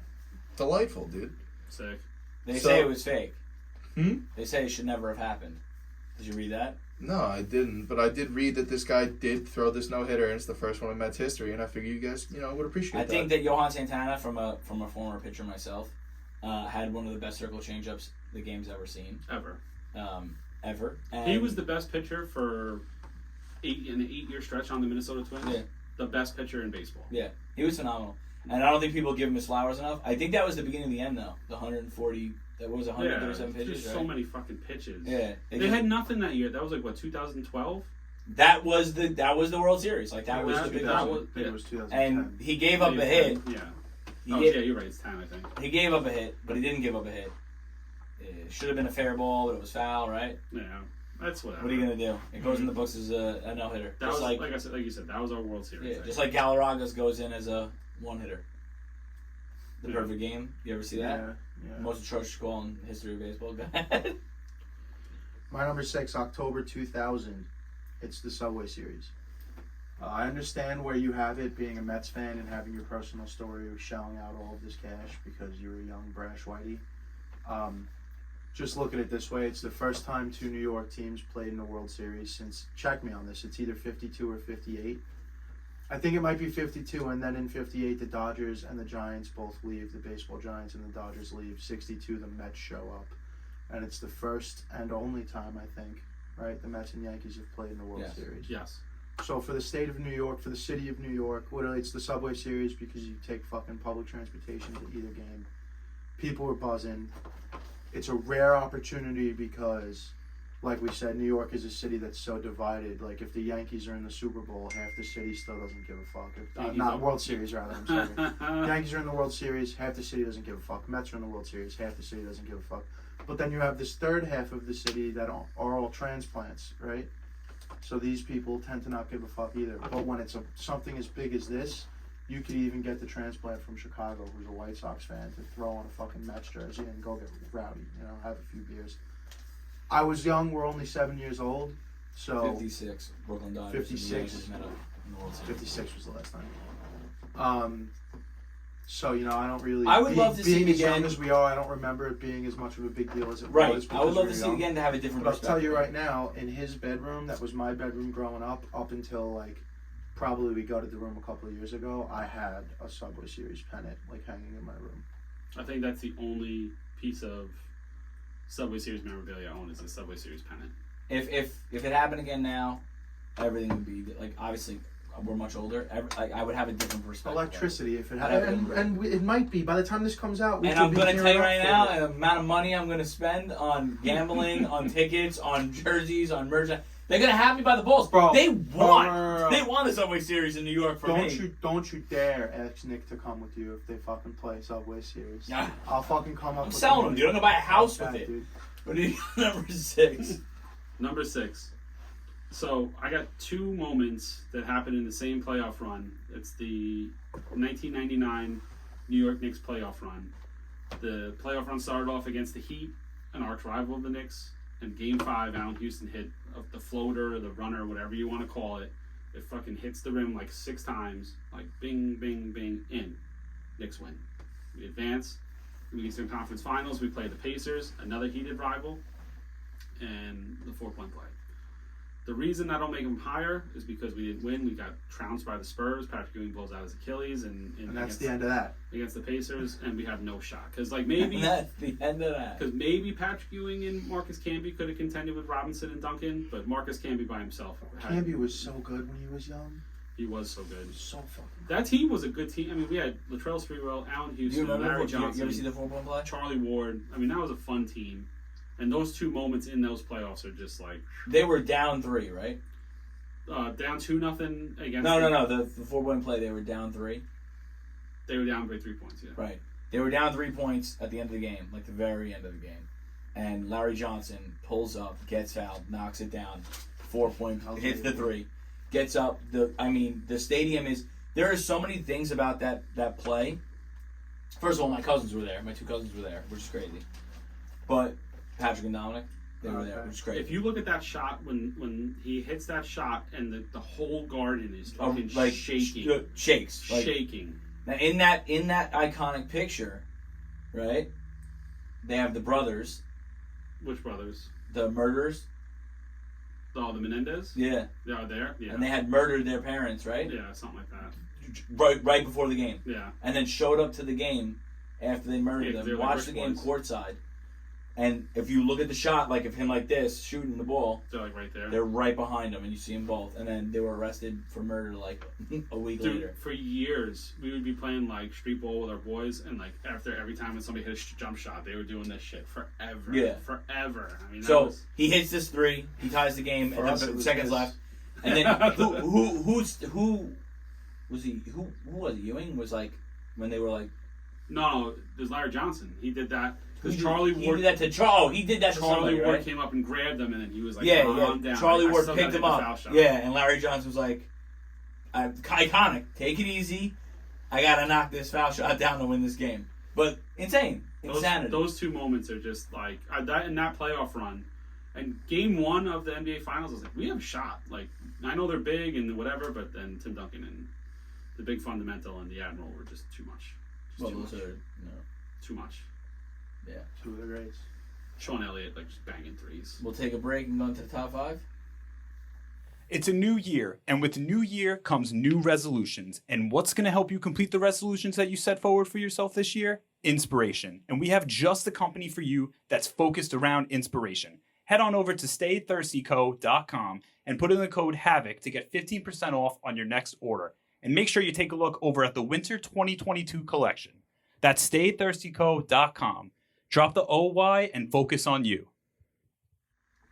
And we're back now with the top 5 sports moments in New York history. Well, I shouldn't say history, from 1980 to current. So here we go. Number 5, Johan's no-no. I know Jack mentioned it at 6, and I was like, I should throw it in there now, but I'm like, we're going to go to break. Don't worry about it. Johan's no-no as a Met fan. I remember where I was. I remember who I was dating. I remember everything about that day. I remember I was in the Smith Haven Mall, and it was the 5th inning, and my dad texted me and said, you got to get back. He called me. He said, you got to get home. And 2010. I said, yeah. I think it's 12. Isn't it? 2008. I was dating Kelly. So. 2008. No, yeah, whatever. Yeah, whatever. I'm not saying last names. And we were at the Smith Haven Mall, and he said, you got to get home. And I said, what? He goes, you're watching the Mets. You got to get home. I said, okay. I jumped in my car, new driver. I'm like, let's go home. Got home in like the 7th inning, bottom of the 7th, and I watched it, and I was like, this is incredible. My dad, like, you would think that was the World Series. Like, you would, right? You would think that was the World Series. Like the World Series. He was like, I've been waiting forever. We had Tom Seaver, Nolan Ryan, Gooden, all these pitchers throughout the history of the Mets, you know? Pedro, and it never happened. And to finally happen, and you would even think now, like, with DeGrom and all them, and it was a combined no-hitter from... Yes, but also pitch counts are a bigger deal now than they've ever been. 100%. Is the no-hitter worth it if Scherzer misses the fucking playoffs, dude? No, but I'm still saying he's not even close. It's not like he's threatening it. If he's It's such a threatening a feat. no-hitter in the 8th inning and he's nearing 100 pitches, I'm not leaving him. No, in. no, if he's nearing 100, sure. If he's nearing 90, I'm not leaving No, him no, in, no, no, dude. Scherzer If he's stays nearing in. 80, I'm probably taking him out. No, Scherzer stays. Especially when you have Edwin right now. Here- When you have the best Scherzer closer in goes. baseball, what are we Scherzer doing? goes consistently 105 to me. Here's the thing, like when you look at no hitters for the most part, Nolan Ryan's got Eight? seven no hitters. 7. How many World Series rings does he have? I don't know. Barry Bonds, the all-time leader in home runs. How many World Series rings does he have? That's not his doing though, dude. Ricky Henderson, the all-time stolen base leader. He has a couple World Series rings. But I'm just saying, Yeah. for the most part, you look at these individual accomplishments, they mean nothing. Aaron Judge had the most home runs as a rookie. Where did it get him? Mark McGwire broke the single-season home run record. Where did it get him? Do you understand what I'm I saying? don't know if I'm right about this one. Kobe, did they win that game? Yes. The 81-point game? Yeah. Yeah. They win that game, right? But so it's not Kobe, but there's Yeah, Booker, Booker 60 lost. points. They lose the fucking game. I do not care. 70. I do not 71, care. 70. Great, 70. You lost. Who gives a fuck? Here's the thing. I don't have like everything that's on my list. I think, if I'm not mistaken, has something to do with like a playoff scenario, or in like a That was it for championship. me. That was the last one that's not. I think. And Oh no, I'm wrong. I only have two playoff scenarios going forward. the Knicks drafting Patrick Ewing led to like 10, 11 consecutive years of the playoffs. Of happiness. You know what I'm saying? Like everything I have on my list has something to do with winning, because I think as New Yorkers, at least from my opinion, Yeah. the most important thing is winning. Like, yes, it's nice that Pete Alonso has the rookie record for home runs, but where did we go that year? You know what I I mean? agree. Like, I I agree. care about championships. Like, the Giants win championships. Like, Eli, yes, he doesn't have the best stats, whatever. He's got 2 rings on his finger. You know what I'm saying? Jeff Hostetler. At the end of the day, to Yeah. say, "Oh, he was a good pitcher, wasn't he?" and it means shit. how many Right? rings do you have? Exactly. It's hey, he brought us a World Series ring. Plus, if you do it in New Or York, at you're a legend. least if you get there, like 2015, they got there. They got no offensive support most of that year, though. Yeah. They got there. They made it to the game. My biggest gripe They with that pitched team. a fucking shutout, and they got no offensive support. My biggest gripe with that Lost team 1-0, was they played you know, like- they played no defense at all, and when it was over, everyone was like, "Well, that was just the tip of the iceberg. They'll be back every year. They have such a great young In the team." 2015 yeah, team? and I was like, and I said when they were facing elimination, I'm like, everyone's like, "It's okay, they'll get." I'm like, "They're never getting back. No. This team never As- gets back." as constructed. You They have- shouldn't have been there. Because they shouldn't have been in the there. first They place. were a horrible defensive team, which They got hot means at a the right lot time. in the playoffs, dude. Yeah. Dude is throwing the ball all over the fucking place. Like, Yeah, that I shit forgot. matters. Duda was fucking that shit matters. playing like with some The hot team, like you said, fucking the team potato that out there with pitches the ball. well, plays defense, and doesn't strike out wins They 10 times out of 10. all, except for a few players on that team, they all got hot. Like Yoenis Cespedes got hot at the right Dude, Daniel Murphy. Daniel Murphy got hot Stop. at the right time. Daniel Like, Murphy found It's Christ. like talking basketball. It's like talking basketball. I always will take the team that plays defense, Yeah. like in the playoffs. 100%. I will- Celtics over the Nets. Give me the Celtics every time last And year over they the Nets. broke their Because, souls. You know, Number 5. Number 5. Also, shouty on this, but a big old New York W. World Series after 9/11. The World Series after. Is that... 9/11. Yeah, the Yankees. That's lost. Yankees. Yeah, Yankees lost, to the but like... Diamondbacks. Yeah, but it's, Okay. big W, It's a American World culture. Series. Great World Series. That was like the 1-2 Yankees get there, combination. give the city some hope. That's the Yeah. 1-2 combination of Johnson and Schilling. Johnson Schilling, yeah. Luis Gonzalez with the walk-off off Mariano. Remember Luis? Yeah. Yeah. That was a tough World Series. I was like rooting for the Yankees at that point. I'm not a Yankee hater. Why though? I did curiosity. It's 9/11, dude. Let's go 9/11, New It York. was, Yeah, that's why it was. Yeah. Yeah. Okay. that's 9/11 brought New York together. If the fine. And then what? We just It's been like slowly, Pangea just it's been fracturing ever since. like everybody in this room, all my fandom is based in New York. So if the Giants aren't in, the Jets are in it. I'm rooting for the Jets. If the Knicks aren't in it, I and feel the Nets like aren't in it, I'm gonna root for the Nets because No. fuck it, Brooklyn, no, let's fuck go. the Nets. No. dude. No, you know what? Because I will root for the like the Mets are in Jets. it, the Yankees in it. I'm rooting for the Yankees because like my family's Yankee fans. I have friends that are that's my thing.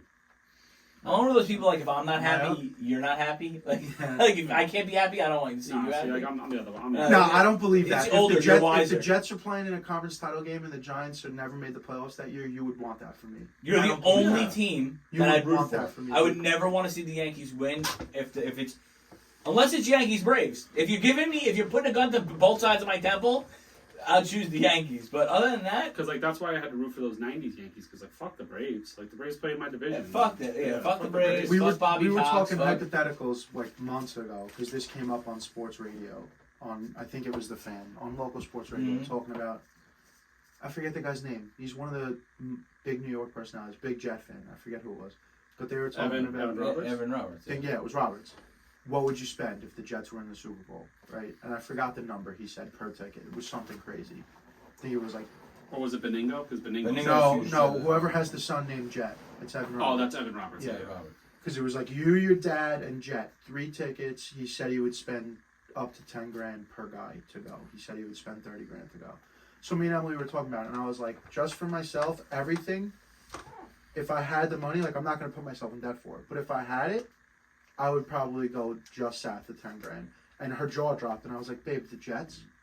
Like if the Jets are in the Super Bowl and I had it, yes. I'm like this will never happen again. You don't understand. It'll never happen again. This is it. Like. This is the moment I I truly believed in 2010, 2011 that this was it. It was all or nothing because you look at the way that team was built, bunch of old guys, not a lot of money, not a lot of ways to get better. They were win or bust in 2011 because that entire defense was loaded with You guys like that were that? getting older. David Harris, Bart Scott, Calvin Pace, Sean Ellis, God bless his soul, was like 33 at that point. On offense, LaDainian Tomlinson was on his way out. Thomas Jones was on his way out. Sean Green was young, but whatever. Keller destroyed his knee. Santonio Holmes was older. Braylon Edwards was older. Jericho Cotchery was older. Emily, this is what we've been looking forward to every single week for years. Every single Sunday for years. I go over to Alcino's and I watch football for this moment. The Jets Yeah. getting there. Yeah. And I'm not going to take advantage If of I it. had it, I'd drop This it is it. without thinking about it. Number So I'm up 5? for Hold number- on, I'm up for number 5. let me- Do you still have something to say? Yeah, before we get off the happy for another person's team tangent, I used to be like that. Like when the Giants were winning the Super Bowls, right? I was like, good, good for them, right? But the more I've grown up, and the Giants fans that are my age now talking all this hot shit about Saquon and this, that, and the other thing. Dude hasn't played a full season in how long? Ever. This rookie year. Rookie year. Talking all this shit about. So this is because Giants fans that are your age were 4, 5, 6 years old when they saw their first one, and anywhere from 10. 8 to 12 Yeah. when they saw their second one. So when you're young, when your youth is littered with wins, you don't understand the adversity. Like Yeah, the well- Giants weren't that great going into that 2007. Like 2000, they were good. Got their fucking They- shit kicked From in. 1990 to 2007, they did not win nothing. Yeah, they were not good. Nothing. It was rough. Dave Brown, Kent Graham, come on. But the thing is, they're People insufferable. forget, man. They're insufferable. That's what 'cause I'm they- saying, they because talk. early spoils breed insufferability. Listen, look at It's all. like when you look at these Patriots fans that are around your age or between your age and our age, they've seen fucking. Put that on a fucking shirt. How about They've seen how many titles across the Pats, Early the spoils. the Pats, the fucking Bruins, the Red Sox, and Yeah, they're like why am I Penguins. missing out on Penguins there? fans suck. Penguins. No, No. Penguins is Pittsburgh. What am I missing? What team am I missing? What? Red Sox, sport? the Patriots, and who else? And the Bruins, Bruins. I said. Celtics. Celtics, right? Celtics only got them one in that. Yeah, but they span. still But it's always like 9 competing. rings they've gotten. Yeah, Always before competing. age 12. Like, Well, look at like my age bracket with the Yankees. Like they fucking like the high and mighty. High and mighty is what it is. Yeah, Well- number 5. all right, so my number 5, New York City. What would you say New York City is a what city? What sport? It's a I think it's a basketball town. no. It's a I'm baseball town. Basketball was the as far as production. What do we produce in New York at the pro? Oh, basketball players. Yeah. And what type of basketball players does New York City produce? Like point guards. Point guards. We're famous for producing point guards, right? Yamba. Let's go back to March 10th, 2011, Big East Tournament. Kemba Walker with the nastiest crossover in the history of the Big East Tournament for the go-ahead basket, game-winning basket in the quarterfinal. They go on to win the tournament. They go on to win an NCAA title. Kemba gets drafted 9th overall to the then Charlotte Bobcats. New York City point guard, born and bred.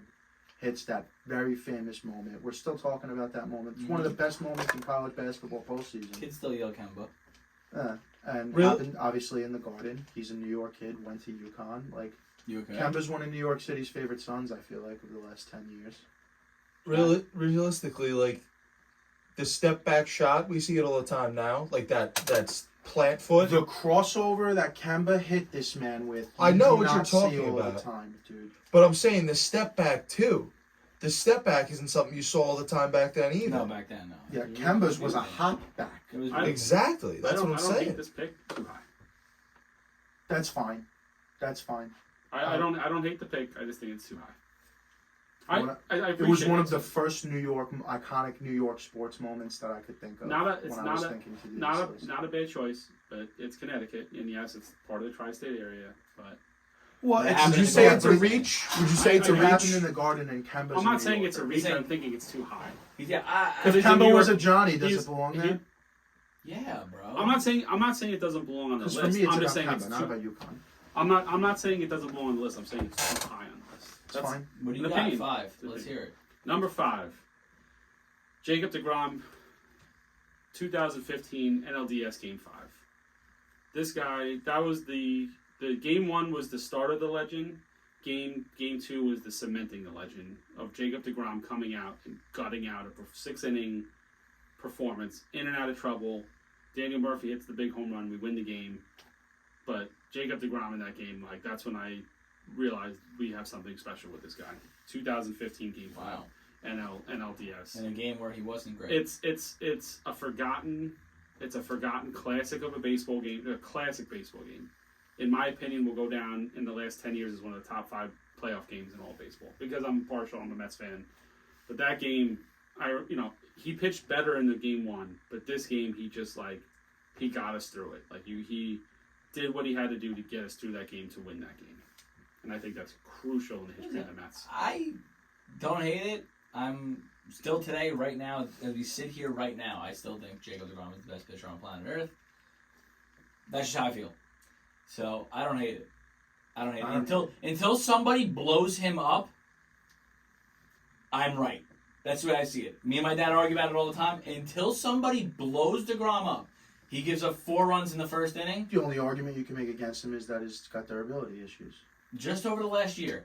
Year and a half. Year and a half. But before that, I mean, what, guys can't get injured? Until he gets blown up. Even when before pre-injury, he just never got blown up. He's the second best pitcher in the history of the franchise. If you're going Dwight 1 or Seaver 1? Seaver 1. Okay. Seaver 1. And Dwight's not even, I think Dwight's 4. I think it's Seaver, DeGrom, Kuzman. Do you think Dwight's more remembered as a Met or a Yankee? A Met. A Met. For sure, right? A Met, 100%. but it's always what could have been. Doc had arguably one of the top 3 most dominant years in the history of a pitcher. Wasn't that his rookie year? 1985, second year in the league. He won the Rookie of the Year in 84, 85, 24, and it's 24-3 or 24-4 with like a 1 something. Here's how I see it. If every single Struck out time 325. that DeGrom pitches, they put up a statistic on the fucking screen, and it's like DeGrom, Gooden, DeGrom, Seaver, Gooden, DeGrom. Like you're in rarefied air. Like he's until the second, someone blows him up, and says we figured him out. nobody's ever going to figure him out. That's so. If He's he stays special. healthy, He's special. if he stays healthy this year, No, the he's only thing not that's gonna- losing games. The only thing that's going to happen is, like, eventually you get older, you lose some gas on the ball, but that's not. No, but that's part of the time. So I picked this as number 5. You don't think of that as an important game? I do 100%. Because it's game 5. Like they I lose that just game, they're I eliminated. just have 5 moments that are more important than that, in my opinion. No, I'm opinion. just saying as a As a Mets fan, that's tremendously important. Yeah. I think Because like people don't think about that game. I feel like that game was so important because we lose that game, we're out of the playoffs. That team does not go back So, to the playoffs the next year. at some point you think you're that guy, and then at some point you become that guy, and then you become what DeGrom is now, to me at least, is he's above it all. I'm not saying I worship the ground he walks on. That's not what I'm saying. I'm saying in his mind he takes the mound, and I truly believe every time he takes the mound he thinks he's a god. And whether that's good or bad, The both of them, him and Scherzer, both. they take them out every week, and they're like, We're going to win this. "We're game. not starting pitchers on the Mets. We're gods, and you're just here. Like you guys are all just here." And and we talked about this the other day. Not with you. I talked about this at work, and I was saying the thing about Scherzer is Scherzer has 4 outrageous pitches, plus pitches, 4 very good pitches, and he's smart. DeGrom has 2 pitches. He has a fastball and a slider. And he has the best fastball in baseball and the best slider in baseball. and that's the problem. So Scherzer and him are two different animals. Scherzer throws a curveball. Scherzer and him were talking in spring training. Scherzer's got some wild stuff, dude. And Scherzer was saying in spring training to DeGrom, why don't you ever throw a curveball just to get me over curveball to start an at-bat, to make him think about it. DeGrom's like, I never thought about that. DeGrom, fastball's too fast. It speeds up. He hides the ball well, the whole nine. But the thing that he does that nobody else in the world does is throw a slider as fast as he does.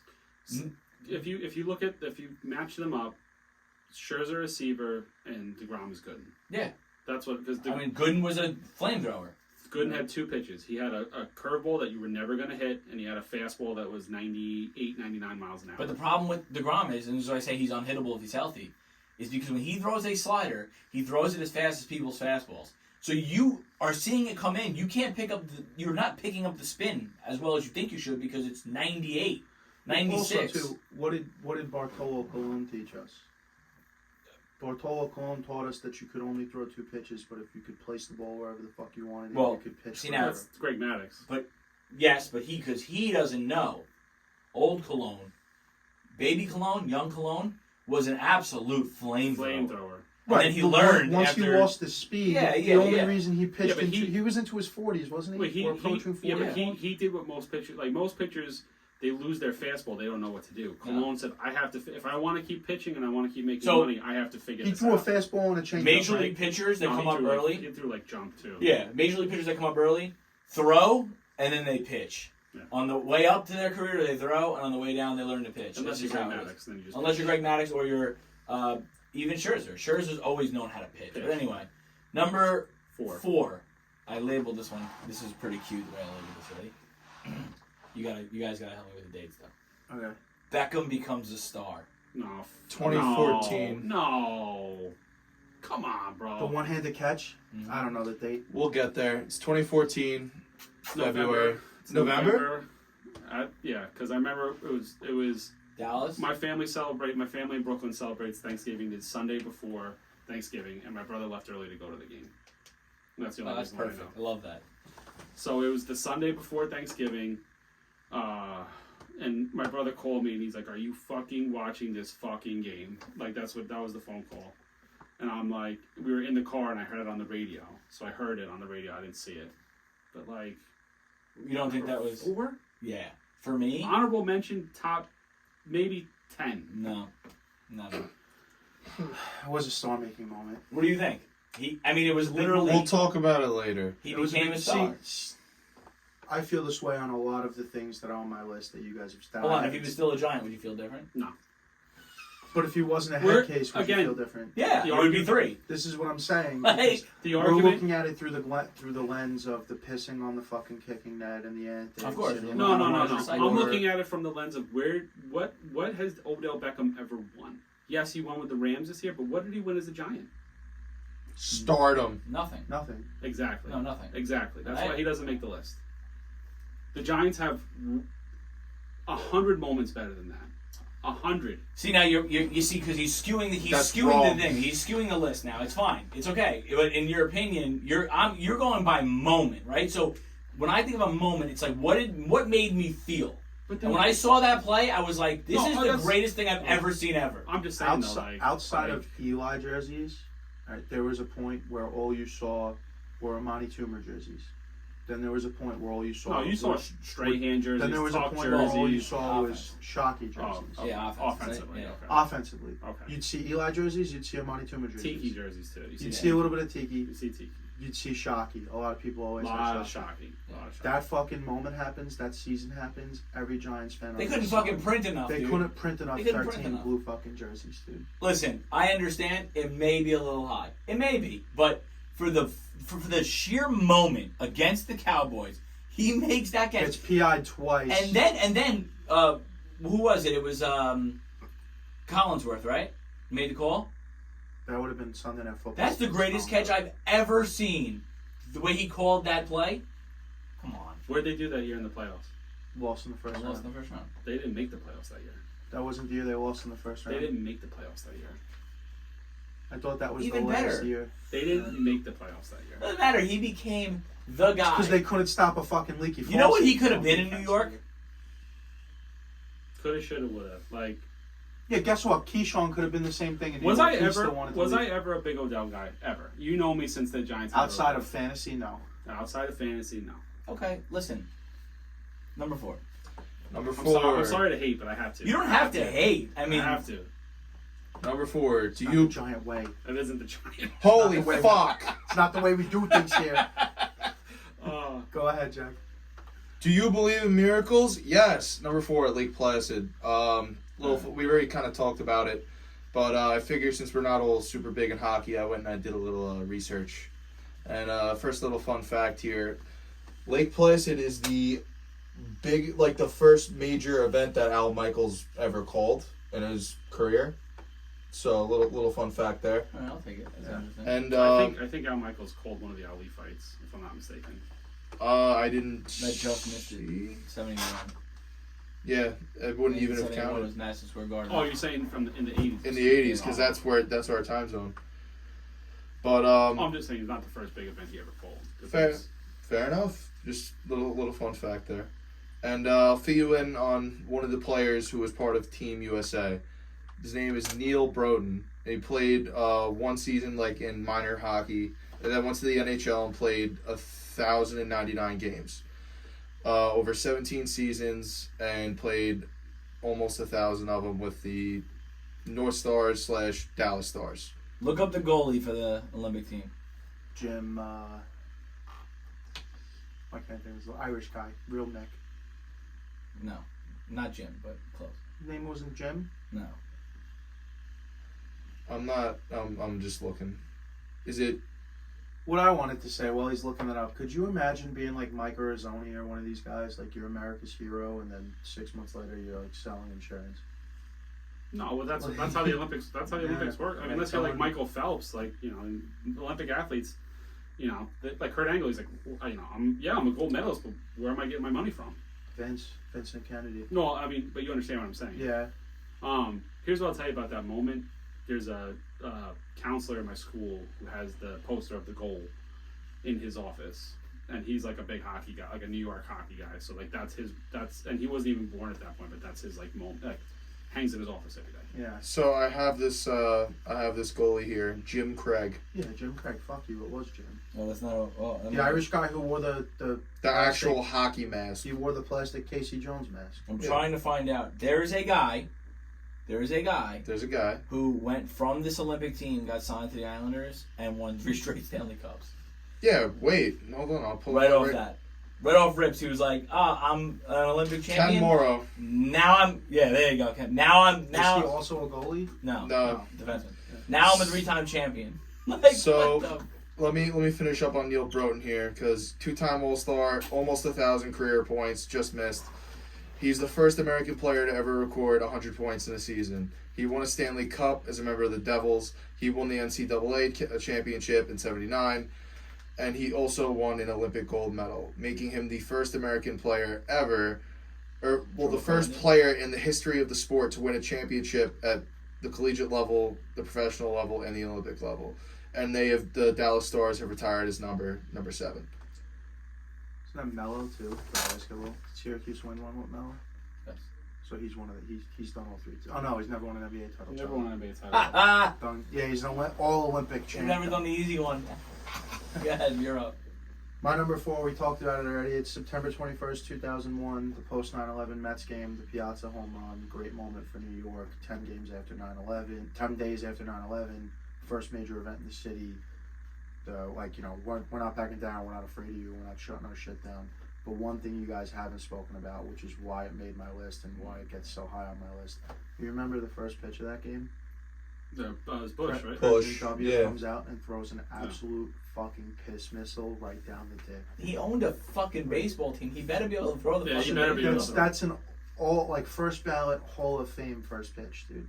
Given the circumstance, how many first pitches people come out and Given the No 50 circumstances. cents, no 50 cents. Like, Yeah. I don't understand it given the circumstances. Well, no, given the Because circumstances, he didn't go out there and he wasn't like, this is a fucking 9/11 game. I got to fucking... No, but you have to understand. It's a big it's, moment. it's important because I think the last president to throw out a first pitch was Reagan. So it'd been, I think there's 3 presidents in between, or 2 or 3 presidents in between that didn't throw a first pitch before George W. Bush. So it was very important because he also threw out the first pitch in the Yankee game too. So it was a big deal. Nobody cares about that game. No, Well, just saying. Number 4, Whitey. Number 4. So this moment I have led to the Giants winning a Super Bowl. It's the NFC Championship game. New York Giants, San Francisco 49ers.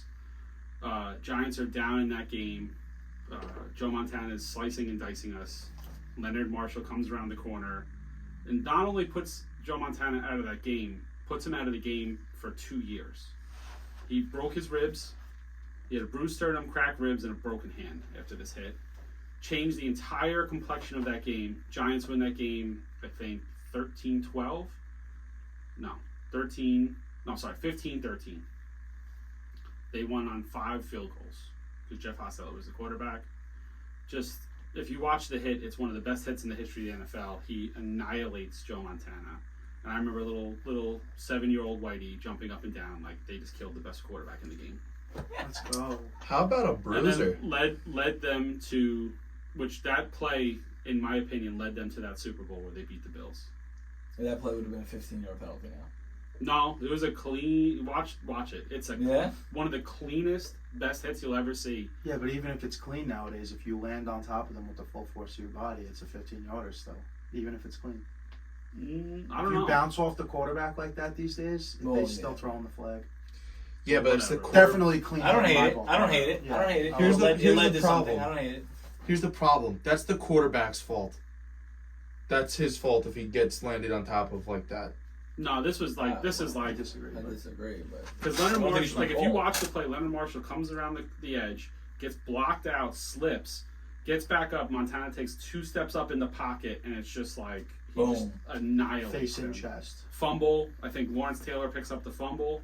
Giants go down, kick a field goal, and then win 15-13. Because I think Montana at that point was like 18 for 26, like just slicing and dicing our secondary. And we held Jerry Rice in check that game. Did not score a touchdown. Which is very nearly impossible. yeah, to no, do. it's like, Because Niners go in and beat whoever wins that game goes and wins the Super Bowl. Niners were going to destroy the Bills, yeah. but the Bills and the Giants were more even. The Bills were actually a better team than the Giants. They had like Thurman Thomas, Andre Reed, Bruce Smith, Jim Kelly. It was like a dirty Yeah, team. but they couldn't win, so Famous for not getting it done. exactly. The Well, most, they also ran into the Cowboys twice, that really good Cowboys team. But their kryptonite was the NFC East. They just lost to everybody in the NFC. They lost to the Giants, the Redskins, and then the Cowboys twice. One last little question here. When was it Doug Flutie was the guy who played the Canadian Football League and then played for the Bills for a little bit, or am I thinking of a different No, that's not quarterback? Flutie. When was he playing? Can I get a time frame? That was like the 80s and 90s. Yeah. Late 80s, 80s. late 90s. The thing about Flutie is he was 5'10". And we're talking about an era where if you weren't 6'4", we were already writing you off. Yeah. You're not even Yeah. getting a shot at first team reps. if Different you're not. game. back Different then. game. You needed to be able to see over the line of scrimmage. There's none of this running around and Yeah. throwing the ball off schedule shit. And That- still to this day, we talk about it on Poly Ball all the time. Kyler Murray is banged up every fucking winter. Russell Wilson is we'll see with Denver. We'll but talk about that when we get there to Kyler Murray. as it goes on with Russell Wilson. you have a moment with Kyler Murray. Apparently, Kyler Murray's production drops off whenever the new Call of Duty comes out, Oh yeah, that and came drops out. worse when Double XP Weekend is out. And man So likes to play, but my point is that the small guys I think we're gonna start shifting away from that again because these guys get banged up way too easily. All right, so top 3, right? Yeah. 1986 Mets Game 6, Bill Buckner. I mean, we spoke about it a little bit. It's fairly iconic. They go on to win the World Series. Had it not gone through his legs, that probably would have been the most disappointing. Right, like you said, they could have won 140 if they were sober. Yeah. And to not get it done, that would have been probably one of He the makes most that routine disappointing. play, and the Mets are just an even more tortured fan base. It's weird though, like what he said. They put him in the game in that game. Like he didn't start that game. They put him Well, in- Roger Clemens, the famous thing, there's a bunch of famous things about that game. Keith Hernandez went down, was in the clubhouse. You know, he flew out, went down into the clubhouse, took his cleats off, took his jersey off, cracked a beer, lit a heater, and was sitting there freaking smoking and drinking, and game's over. And Kevin Mitchell was down there playing cards, and they called Kevin Mitchell up and said, "Come up, you got a hit," and he got the base hit. Roger Clemens, who his thing was he would grow out stubble for his games, and then he pitched that game, and then he went into the locker room shaved for the post game interview, and was sitting with a towel around his neck, looking all prim and proper, ready for his fucking game 6. I won the World Series for the Red Sox. Fuck that guy. But like, there's a lot of things Really? about that game. Yeah, a lot of things about that game. There's a lot of things about that game. Huh. Did you watch the 30 for 30? I only watched the first. Oh, so good. So good. I know a lot about that team. That's crazy. That's really interesting stuff. You ever see that play? The guy, the ball goes through his legs. Yeah. I've seen it once or The twice. funny thing is that happened to Tim Tuffle game 2, I want to say. Same thing. Same exact thing. Right through his legs. Game 2. Same exact play. Playing second base. Just didn't cost them the fucking. Didn't cost him World Series. Yeah. Game 2. Same, the exact same play. That's It's- crazy. It's amazing. Wow. That's 3. Number 3, Big Sexy hits his only home run 2015. That's egregiously terrible. That's too high. Terribly. That's terrible. I mean, such a funny moment. I mean, I love it. Incredible. I love it. the energy, but I mean, dude, his nickname is Big Sexy. You know what I'm about. Kevin Nash is big sexy. no. What did we call him? We didn't call him. We called him Chalupa Chalupa. because he looks like a Oh, big he's a Chalupa. fucking little Chalupa. stuffed Chalupa, dude. I mean, it's a good moment. Not top 10. It leads to Fernando Tatis. It's probably top 10 in Padres history. Yeah. Yeah. Did you say that on air? You didn't No. tell that story on air. Tell it on air. No, he did tell that story. Not on air, did I say it? Oh, I don't maybe think not it was there. on Okay. air. James Shields. See, now it hit me. I didn't even look it up. It hit me. James James Shields was struggling to live up to a contract with the Padres. He was so good with the Rays. So good. He gives up the home run to Bartolo Colon, and they'd seen enough. 2 days, 3 days later, they ship him out. They trade him to the White Sox for a player to be named later in the farm system. The White Sox, the player that they sent over and the player to be named later is Fernando Tatis Jr., who, as of recording this, just got suspended for steroids. But before that, was probably a top 10, top 5? Top 5 player. Top 5 player in Yeah, baseball. And he's Made the Padres relevant. 23, 22. 22, yeah. So he was going to be around for the next 15 years. When you started saying this before, I knew it wasn't going to be the case, but I think you hear these stories all the time, specifically from further back in the day. But I remember hearing the story like a couple of months ago from back in the day, where a pitcher was traded for a player to be named later, and then he gets to that team and he has like a fucking 7-point-something ERA in like 5 games, and he's like terrible, and he was the player to be named later, and he got sent back to the team that traded him. What? Yeah. That's crazy. I I've forget, also- it was like back in the. You ever hear the 50s or worst trade 60s ever or with something. Teixeira? No. Teixeira brought Mike Trout to the Angels. Mm. He was the player to be named later, Mike Trout. Wow. He was, I shouldn't say it, he was the player to be named later. They couldn't come up with a player to be named later, so they gave him the draft pick. Draft Trout. compensation. And that draft compensation was Mike Trout. Wow. Like, what To bring the... Teixeira to the Yankees? To bring him to the Yankees from the Angels, right? No, No, from the Braves. from the Braves. Braves and... Because he went to the Angels after the Yankees, right? Oh no, he started No. with the Angels? No, it was Braves to Angels to Yankees. Okay. So, from the Braves to the Angels Wound got up getting the pick got that him took Trout. and a pick, and they gave up two. I forgot who it was. 2 players that ended up not being anything at all. Whatever. That's number 3. You're good on that? I'm great on that. All right, I'm up for number 3, going back a decade now, February 2012. The city of New York, the state of New York, Madison Square Garden, and the New York Knicks for a 24-game stretch in February of 2012 went completely insane. For a franchise that at this point had absolutely nothing going for it for the better part of 12 years, Linsanity was something that we desperately needed, right? I mean, the ticket prices went up from, you could get into the Garden for like $7. When the Laker game happens, February like 14th, 2012, the Laker game happens where he goes toe-to-toe with Kobe.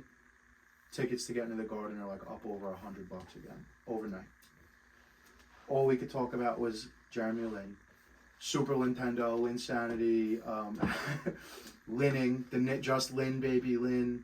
The story about how he literally was sleeping on fucking Landry Fields' couch because he couldn't afford to live anywhere before we wound up getting an apartment. Electrifying. And a team in a city that loves basketball, that we all said the NBA is better for it when the Knicks are more exciting. For 3 weeks, there was a glimmer of hope with the New York Knicks. Not a glimmer of hope, but they were exciting. It was an underdog story. Everybody loves to see it.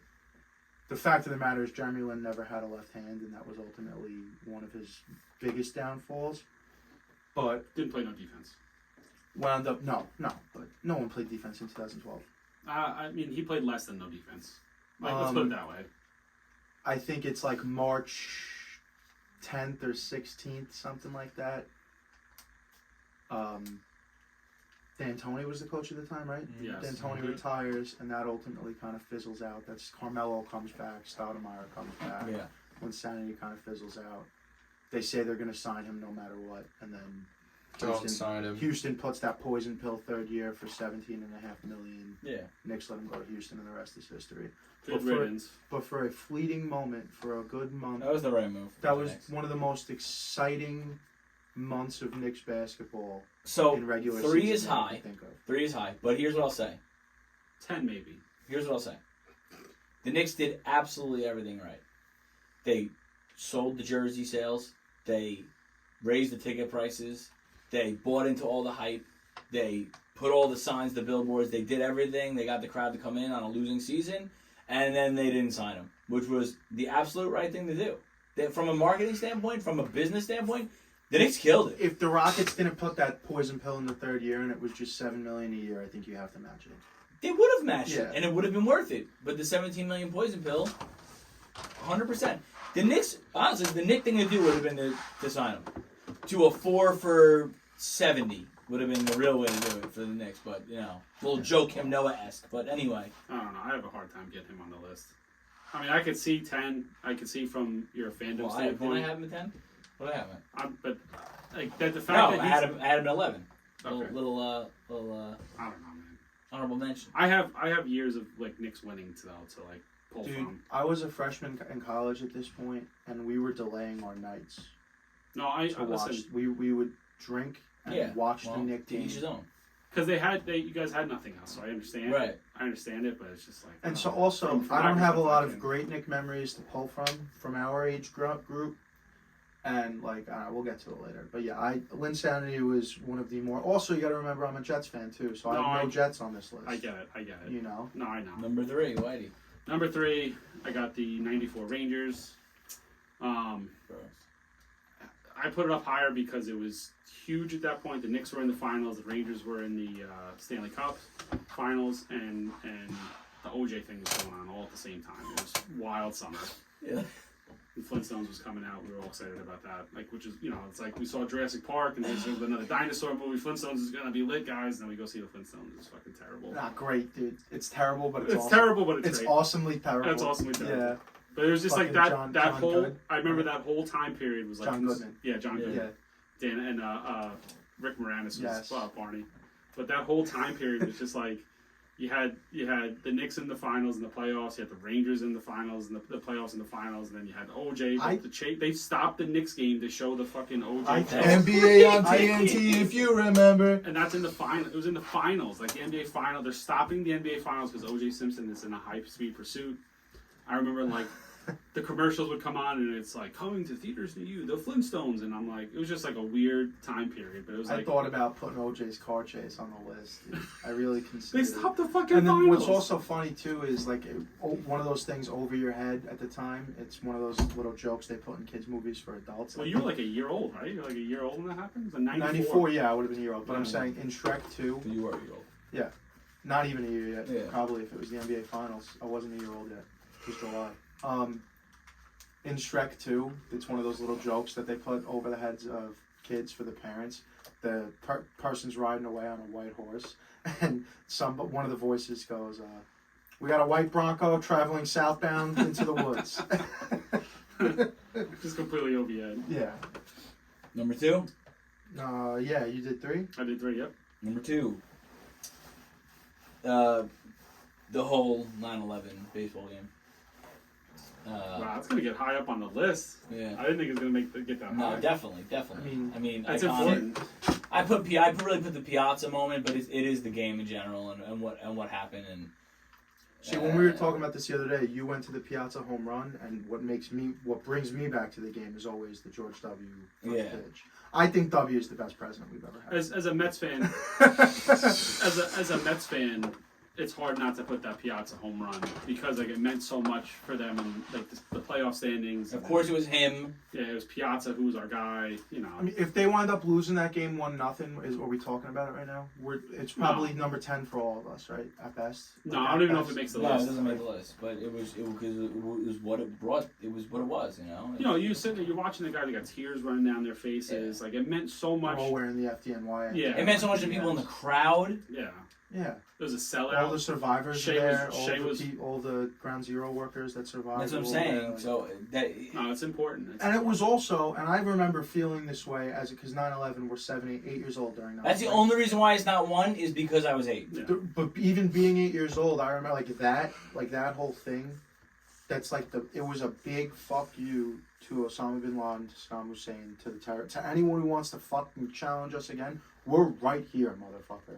Come bomb Shea Stadium if you got So the balls. Like, Ron was saying from work that he was at the game that. he was at that game. No, he was at the game. This weekend. Saddam Hussein was killed, Oh. and he goes, it was literally like. Yeah.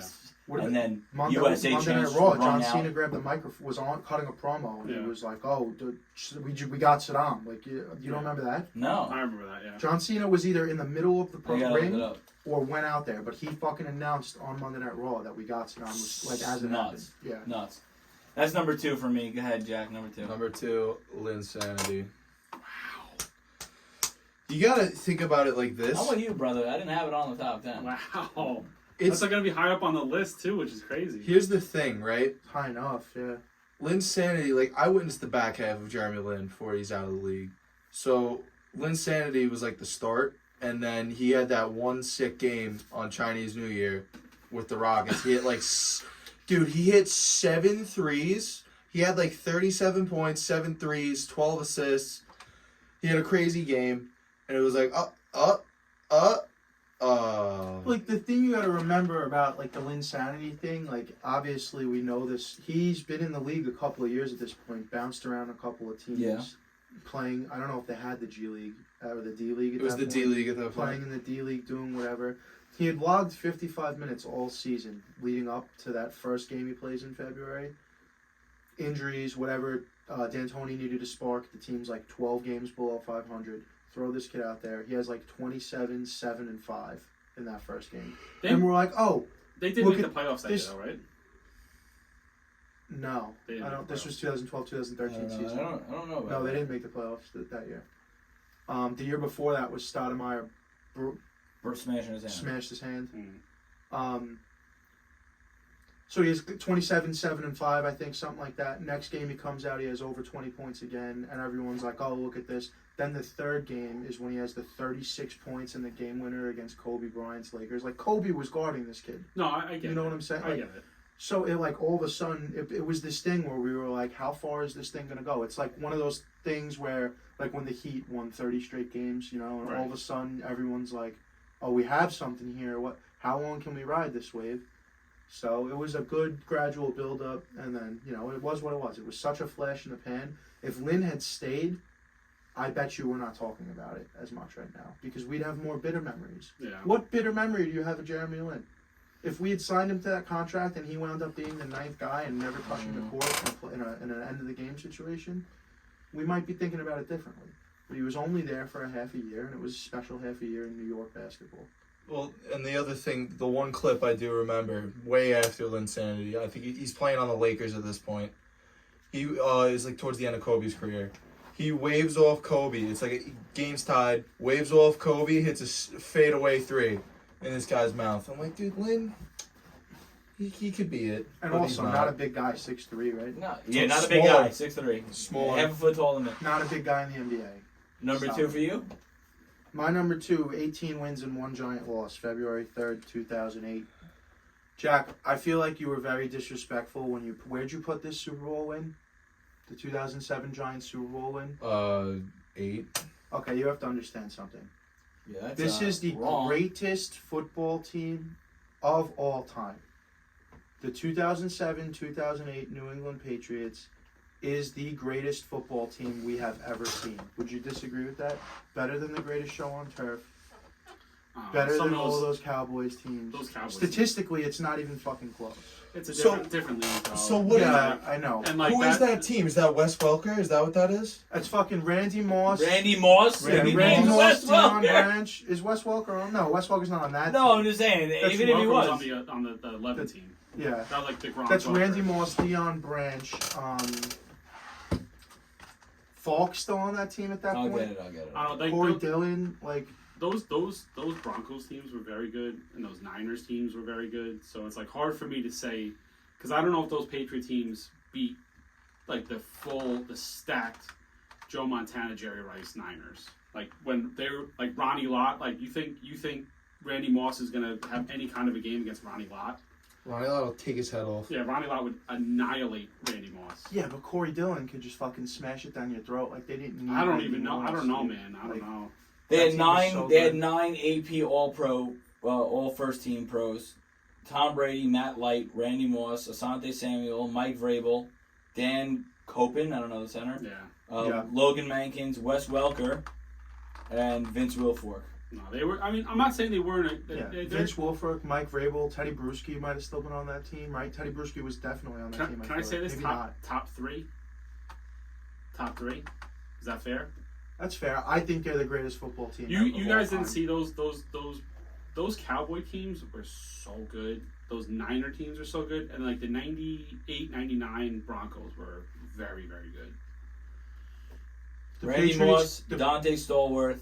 Dante Wes Stallworth, Welker. yes, who was amazing too, very fast. I mean, he only ran just like Randy. He ran like 2 or 3 routes, but very fast. I think we're missing the point though. Here. That team went into So they went into that game 18-0. They're chasing the perfect 19-0, which has only been done one time to 72 Dolphins, which I don't even think it was 19-0 at that point. But no, whatever. they were like Undefeated. 16 and all. I think Undefeated for the Super playoffs. Bowl champions has ever only happened to 72 Dolphins. They're chasing that. On the other end of the spectrum, the Giants squeeze in at 9-7. They get a 6 seed. They go on the road to play the Eagles. On the road to No, they played the Tampa Bay Bucks in the first round. Yeah, no, Eagles was the second round, right? No, the Cowboys were the second round, and then the Packers. There's the Bucks, the Cowboys, the Packers. Is, Maybe they played is the Eagles Gruden in coaching the 2012 Bucks at that point? Is that earlier? Way earlier. No, Gruden, No, that's Gruden was in the booth at that point. coach of the Bucks at that point. Why can't I think of his name? Oh,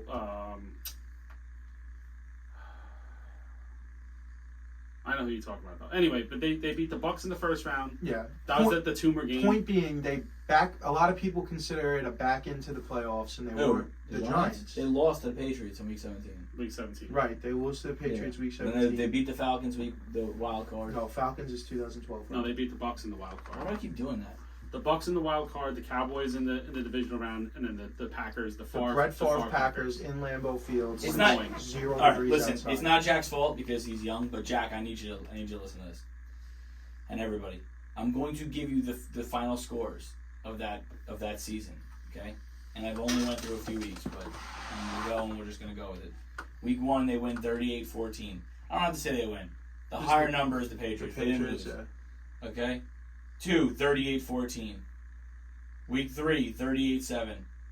Week 4, 34-13. Week 5, 34-17. Week 6, 48-27. Week 7, 49-28. Week 8, 52-7. Week 9, they play an undefeated Colts team, and it's 24-20. That was a game. I remember that. And it was the most watched game on TV that whole year besides the Super Bowl. Because it was Peyton and Peyton versus Brady. Yeah, Yeah. right, yeah. Then they get out of that. They have their bye. They get out of that, and they beat the Bills 56-10. Then they have it. They versus the Eagles. They played a close game, 31-28, and then right back to just absolutely murking every team. 34-13, 28-13, 20-10. They beat the Jets in week 15. 28-7, week 16, and week 17 they beat the Giants 38-35. I'm just curious, when they beat this is just my question, 20, was that the lowest? Yeah, 24-20 was the closest game. Right? No, I'm saying the lowest scoring the Patriots had, 20-10 Jets. I'm just asking. Maybe. I'm not proving it. No, I'm just asking. And that's Jets lot like that's good Jets defense? That's terrible Jets. Okay. 2007 Jets are not great. See, now, if you correct me if I'm wrong, Brady left that game. The last game of the season. Yeah. No. I watched that game. He played that whole game? So I'm gonna jump in here, Whitebread, because night number 2 is also the same game. Well, that's same. You should have jumped in way early. No, I was letting him get his in. Well, let me just go a little bit further, because then after your 2 comes my 1, and my 1 is this game. Okay. So, we're here. So that game I remember because it was Christmas break. It was 2007, 2008. So it was like 2007 was that game against the Patriots, the last game of the season. And I think the Giants and 2 other teams were tied going into that game. And oh no, maybe the Giants were ahead because I think they were in the playoffs by that game. Like they knew they were going to be the wild card, and they needed somebody else to. Maybe it was one team they needed to lose. I don't remember. The game made They either needed a win or somebody to lose. right. So Yeah. and they lost because they were going in against the Patriots, and obviously, but that game was the game I was like, they're going to make a run in this play. Like I had a feeling after that game they're going to make a run in that play because that game propelled them to beat the Bucs, then to beat the Cowboys, and then to go into Lambeau and beat the great Brett Favre in Lambeau Field when it's fucking negative whatever outside. Yeah. So what I wanted to say was I'm not positive exactly, but I know it's as far as a point spread is concerned, they're the second biggest Super Bowl underdogs of all time. I know they're considered the biggest Super Bowl underdog of all time considering everything else. I believe it was 15.5 points was the spread or 16 points, well over 2 touchdowns. Do you know who number 1 is? The Jets were 17.5 point underdogs to the Baltimore Colts. Patriots finished the season with 315 point differential, breaking the 1942 Bears record of 292. Oh, that's the thing. That 85 Bears team was a fucking phenomenal Yeah, team. that's true. They probably smacked Tom around a little bit. Yeah, that team, they had Walter Payton and the Fridge and Mike Singletary. That team was a good team. Going into Mongo. this game, the Giants did something nobody was able to do all year. Get to Tom Make Brady. Brady think about it. Hit him a lot. Not make him hit think off about him. it. They didn't make I him think think they about sacked it. him. They sacked him 5 times in that game. I think. Yeah, that was OC Strahan. was like the coming out party for Kiwi? that. Was Kiwi on No, the team? not yet. Not yet. So No. who's their 4th pass rusher? The big fuck number 75. He's a big fuck. Not Chris Canty, right? No. So that front 4 was the coming out party for Justin Tuck because I saw Justin Tuck at a Mets game that next season at the Mets game, and I remember I was like Justin Tuck, and he turned to me and he went Super Bowl champs, just like that. Ah! Well, so him and OC would rotate on one end, and Strahan was on the other end, and then Yeah. they worked one more guy in. I just Jay Alford, can't think of who it was, but Barry Cofield. That's the Strahan. You know, we get this stop, we win this game. yeah, they got to Brady. Brady was like a machine at this point. Like couldn't be stopped. He read the scores off. It was something we've really never seen before offensively from a unit. By like halfway through this game, you could see Tom Brady throwing the ball with his eyes closed because he was anticipating Tuck in his face, OC in his face. I think they hit him like 13 They or hit 14 him so times in many that and game. clean and Yeah. beat the absolute shit out of him. So then here comes the Tyreek catch, right? Multiple reasons why this play is a miracle. One, obviously the catch being what it was. He went up The escape is what Oh, makes it Antonio play. Pierce. went up over Yeah, yeah. He went up over, I believe, was it Asante Samuel? Yes. Went up over Asante Asante Samuel, Samuel, gets one hand on it, Yeah. pins it to the top of his helmet, comes And down. then- With everyone's seen the No, catch. and then Harrison. Rodney Harrison. Rodney Harrison, right, On the yeah. back end of it. Samuel's in on that play too, though. Yeah, but Harrison is like So Eli takes the snap. an all pro. Eli takes the snap, is immediately under pressure. 2 guys have a combined 3 hands on him. Somehow, by the grace of God, gets out, looks, hucks it, and that catch happens a couple of plays later. From that catch, nothing happened other than a first down conversion on that play, which, what's there, like a minute and 10 seconds It was like left at 3rd this and point? 18, 3rd and 5. wasn't it? 3rd No, and I thought 5. it was T. I thought it was. Start at 5. After that, it's pretty routine. Plexico runs the fade route. They catch it in the back of So- the zone. My point being, not too long after this game, that's a sack, dead ball. they blow that whistle 10 Yeah, times yeah, out of yeah, 10. yeah. And it's not like, oh, today they blow that whistle. 3 years after that play, they would have blown that whistle. He was dead to rights. Coulda, shoulda. Yeah, no, exactly. But these are one of those things that make it such a great moment you'll never forget. I was at my buddy Vinny Frigal. Shout out Vinny Frigal, still big, good friends with him. Grew up big time Giant fans. And for us, this is our first Giant Super Bowl win that we see. He had just destroyed his femur, middle school wrestling, like twist, pop through the skin. Ooh, And this is before he had his surgery, so he's just sitting there in like the soft cast. with the bone. And every time he moved, he could feel the bone move. Ooh. So he's like, we're celebrating, and then he's wincing in pain after. Oh boy. But I was pulling for it for him more than anybody, and because I don't like, even at that point, not that I don't want to see the Giants win. I don't root for the Giants. Like, fuck the Giants, No, fuck he Eli, fuck all these guys. Fuck Tom Brady and Bill Belichick more than life itself, dude. Fuck. When, there's nothing in this world I hate. Jack, more you ever than hear Bill the Belichick. story when they're in the huddle on the final play? So they get into the huddle and Eli looks at Plaxico and goes, "If it's 1-on-1, I'm going to you. Fade in the end zone, I'm going to you." And he goes, "Okay." He threw that perfect. And Plaxico goes, Perfect. "You ever hear Plaxico's side of the thing?" No. He goes, "All right." So he goes, I'm hurting. Like, I know that my ankle's not good." He goes, "I go to line up. I look down. I set my feet, and I'm looking down at my feet. And I look up to see the defense, and I see I'm 1-on-1. And I go, I'm about to, like, the game's, like, this is it. Like, this is my moment right here. The whole game is on the line right here." He goes, That's pressure like you can't believe. he goes, it, he though. snaps it. I see the defender bite bite for the slant, and I'm like, oh my god, I'm gonna win the Super Bowl. And he goes, ball's in the air, and he's like, the whole time it's in the air, I'm just like, for the love of, he's like, 2 hands. I'm thinking to myself, 2 hands. Eli said the ball was in for an hour in the air, like, As a fan, it felt like the ball. Oh my Right God. in the fucking bread basket. And meanwhile, like, it looks like, it looks easy, Drop right? the dime. By the Drop time the camera pans and Plexico's got like 3.5 yards of separation with his hands Just out, waiting for it. I'm thinking touchdown. But again, I'm not a Giants fan. Oh, 100%. So I'm celebrating before he fucking catches the ball, dude, because that's routine touchdown. You look at it now, you're like, that was money. And then you see, like, Plaxico's like, after that game, I didn't walk for a couple days. Like, I was in so much pain, but I was like, there's not going to be no chance. During that whole on season, a fucked up ankle. yeah, he just wouldn't go to practice. He would Yeah, just he chill. didn't practice all year. Yeah. And not for nothing, I know we've discussed this, but not for nothing, he doesn't shoot himself. He's with the Giants for a little bit longer, and he's has, like, a decent career. He had a nice little season. He with would've the had- Jets. No, They I were- know. They were when he shot himself. I think they were 11-1. That's what I'm saying. He was, like, They were like dominating the NFC, like dominating. they were, like, really good. And I think that season was Eli's best statistical season. Yeah, he was. They were like firing on all You know what I cylinders. mean? And we were like, oh, this is the Eli we got, and then little did we know that it would. Sweatpants in the nightclub will get you 10 times out of 10, dude. Yeah, I hear you. The You thing know? is, too, like, I feel like just in general, it should be more recognized that Plaxico Burress is, like, a very good receiver. Like, very, like, you don't hear his name too much, dude. I don't hear his name too much. People He have shot never, like, himself in the fucking leg, literally. dude, he had career year after career year. He had a 1,000-yard year with the Jets. With the fucking Jets. Well, the Jets didn't have much going for him.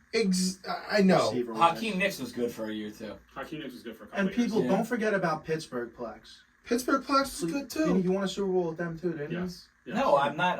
You know. you? Him, Antoine Randall. That is, I think without. Hines Ward. Him, Antoine Randall, and Hines Ward, and Jerome Bettis. I and know- Who was the skinny running back there? I know you have two. Ward? I forget. I know you put this at 2 because you're a Jet fan. That's fine. I know you put this at 2 because I think I know what your 1 is. But for me, this has got to be 1. What do For you you, have? it's gotta What do be you have 1. for 1? For me, it's not. For one, you guys will hate it. I got that Odell catch because it's a generational. no. Dude, it's a generational Oh, thing. No. I'm so mad. Oh, my feelings are hurt. Shut Well, the you fuck fucked up. This up. list. You fucked it up. You fucked it up with the Odell Beckham. I was born after 9/11. I don't fucking care. Here's the best part. I'm gonna be like my fucking toxic This generation. is worse. This is worse than Cherry Limeade, dude. Yeah. You finally, Fuck you off. finally gotten worse than Cherry Limeade. People Guess are gonna, what, people that are listening to this podcast are gonna hear this top 5 that we come up with. We're and gonna they're lose be like, subscribers. over 100%. Oh my god, blow You heard me. us today. Hey, guess Tonight, tell what? us. Guess what? When people ask me to throw them a football, I'm embarrassed to be a part of when this. kids my age ask me to throw them a football, I'd be like, yo, throw it over my head like I'm Odell. It's a fuck fucking does that mean, though? This is an What do you mean? embarrassment. It's an embarrassment. I'm not even a fucking Giants It's an fan. embarrassment. Why is it one? I don't understand it. Because it's a fucking generational I guess staple. generationally, Wait. it is like the Can I catch. have It's a vote of like taking his list off the list? Because that fucking Go for it, dude. Go for it. Vote him out. It's It's upsetting. abysmal. Vote him All out. right. Do you want to say anything about it, or you just that's it? You're good. I'm done. Generational. Jack, I still love you anyway. No, We I all get still that. love him, you know. It's just, Go ahead. this is why we number have the one. youngin on the show. All right, all this entire time we've been talking about fandoms of all four of us in the room, right? Pretty much clean split across most of the teams. New York City is a fractured city. We have multiple teams in every major sport. Nobody agrees on anything. What's the one thing all four of us in this room agree on? The Knicks, the Knicks. The New York Knicks. New York City. The Nets could win 10 straight championships. Who would give a fuck? If you say Carmelo Anthony's number one, Carmelo comes home. Jesus February 22nd, fucking Christ, dude. 2011. We get our guy for the first time since Ewing. A guy who wants to be here, an absolute superstar. Shakes up basketball because everybody agrees. I'm on gonna the give him a Knicks. chance to do his monologue and convince me. It's because everybody agrees on the Knicks. If you want to fucking go with you could just wait till free agency and then have signed him and kept all those. What did all those guys do on Denver anyway? Nothing. Most of those guys did nothing. Because They they're all on a fizzled shit out. team. Wilson Chandler got a bunch of injuries and fizzled out. Mozgov was a joke from the beginning. Ray Felton winds up coming back anyway, so what are you complaining about there? We got Billups, who's a clear upgrade over Ray Felton. Yes, they didn't do anything with Gallinari. it. Gallinari too, in 3 ACL tears. That's what he gave you. Here's what I'm gonna say. The If this moment of Carmelo Anthony coming to the Knicks is like, that's what, as a Knicks fan, that's what you have to look forward. Like, Linsanity is what you have, is like your fandom as a Knick. Like, I thought it was bad being a Knicks fan. Today it got worse for me.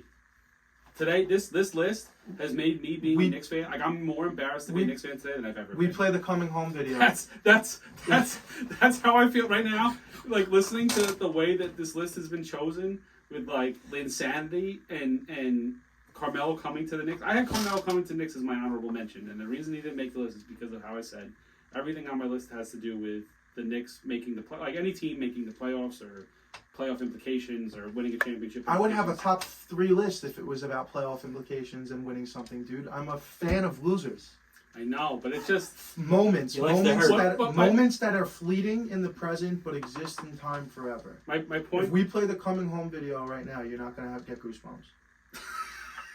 You're gonna look me in the face and tell me if we my play This the is- coming home video. I'm gonna say this right now. You don't I'm get gonna say this goosebumps. right now. I've stood next to you in Madison Square Garden when fucking they walk Melo out to the court at the start of the game and watched you fucking have tears start to form in your eyes, bro. my Carmelo God. Anthony is your favorite basketball player of all I time. am. And amongst a decade of fucking bullshit and nonsense and old washed up guys, the T-Macs, the Starberries, the fucking you name it, all these old guys that we I'm keep not on gonna playing. tell you, Jim. Your favorite player comes to your Hold on, favorite hold city, on. where he's from, where he wanted to be a bona fide 30-point a game guy I get it. to team up with Stoudemire I get it. and give you 1.5 He was ready. good He was seasons. I get it. He It's was fine. ready. It's fine. He was ready. I showed Valentina the coming home thing yesterday, so that's interesting. When I saw it live for the first time, I definitely cried. I was like, "This is outrageous," but it did. I get it. I just don't get it at Alright, once. can I get it. can I have a little like 2 cents on this? Go ahead. So, the night that we got Melo was a Wednesday night.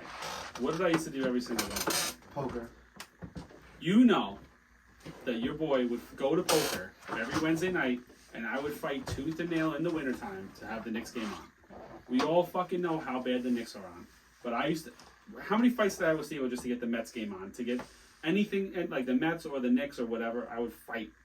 But if the Yankees are playing, it's on the TV, it's on the radio, it's on the kitchen TV. We got Vinny giving us mobile updates. So- So, hand. I'm like, dude, I got bullets all in. I don't care. The Yankees just hit a home run. So our boy Steve-O, shout out to Steve-O, Steve Arasite. Been a long time, pal. Anyways, Steve-O and I made it a deal that if the Mets and the Yankees, it was in during baseball season, whichever team had the better record, that's what the game that would go on. And I think in 10 years of playing poker, I think 2 years I had the opportunity to have the Mets game on. I was able to watch the game. And like, with the Knicks, I remember going. I had a shit-eating grin on my face. Like, we got Melo. We're like legitimate again now. And then they're like, well, what do you think they're gonna do? I'm like, oh, they're gonna get trounced in the first round of the playoffs. Like, just being a realistic Knicks fan. So that's why. And they exceeded your expectations. They got trounced in No, the that second year- round. They got trounced in the second. In The the- next year. the next year, that year though, I think they got beat in the first round, didn't they? Yeah, by the Celtics, right? Yeah, And the next Yeah, year, but I mean, the next year they they beat the Celtics and then they lost to the Pacers. yeah, they lost Yeah. the Pacers. So, He'll never forgive me. I dragged him to a game.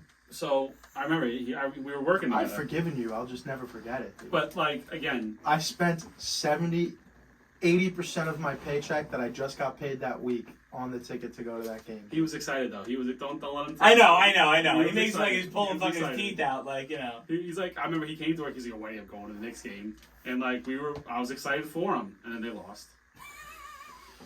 And then that next day at work, I Not was only like, did they lost, J.R. Smith got fucking. When did he get suspended in the Celtic? We were at the Celtic series, the game he got suspended in, right? He got suspended for one Mhm. game. We were at the game he got suspended at. And then when he came back, he shot 19% from the line, like fucking 22% from behind the arc, Yeah. and like 27 from the field. And that was our number 2 guy. Like, it's Melo and JR on offense. Tyson's going to keep people out of the paint. Oh, Stoudemire. But Stoudemire was like, he wasn't. At that Stoudemire was point, great. People don't understand how good he was. Because Dale was no, he was, but at that point, he wasn't our number 2 guy anymore. Stoudemire was a much better player when he had Steve Nash lobbing him the ball. Well, no shit. When you have an all-time point guard. Number 1, Whitey. I mean, I know what it is, but go ahead. If we didn't know what he picked as number 1, then we're not really listening to this podcast. My number 1 is the 1986 New York Mets because I was 3, so I can't say that I witnessed that team. But my dad had the 1986 highlight tape, which I used to play every single year before the season started. It was like our tradition. My dad and I would sit down, we'd watch the 86 New York Mets highlight tape. The baseball cards I collected were 1986 New York Mets. You know, you watch that I read that there was a book that came out back in like 2003-4 called The Bad Guys Won. Excellent read if anybody ever wants to read it. Just a fun team, a dominant team, arguably one of the top 10 baseball teams of all time. What they did for the city that year with their walk-off wins, you know, they represented the city with the toughness and the grit. You know, there was a team that led the league.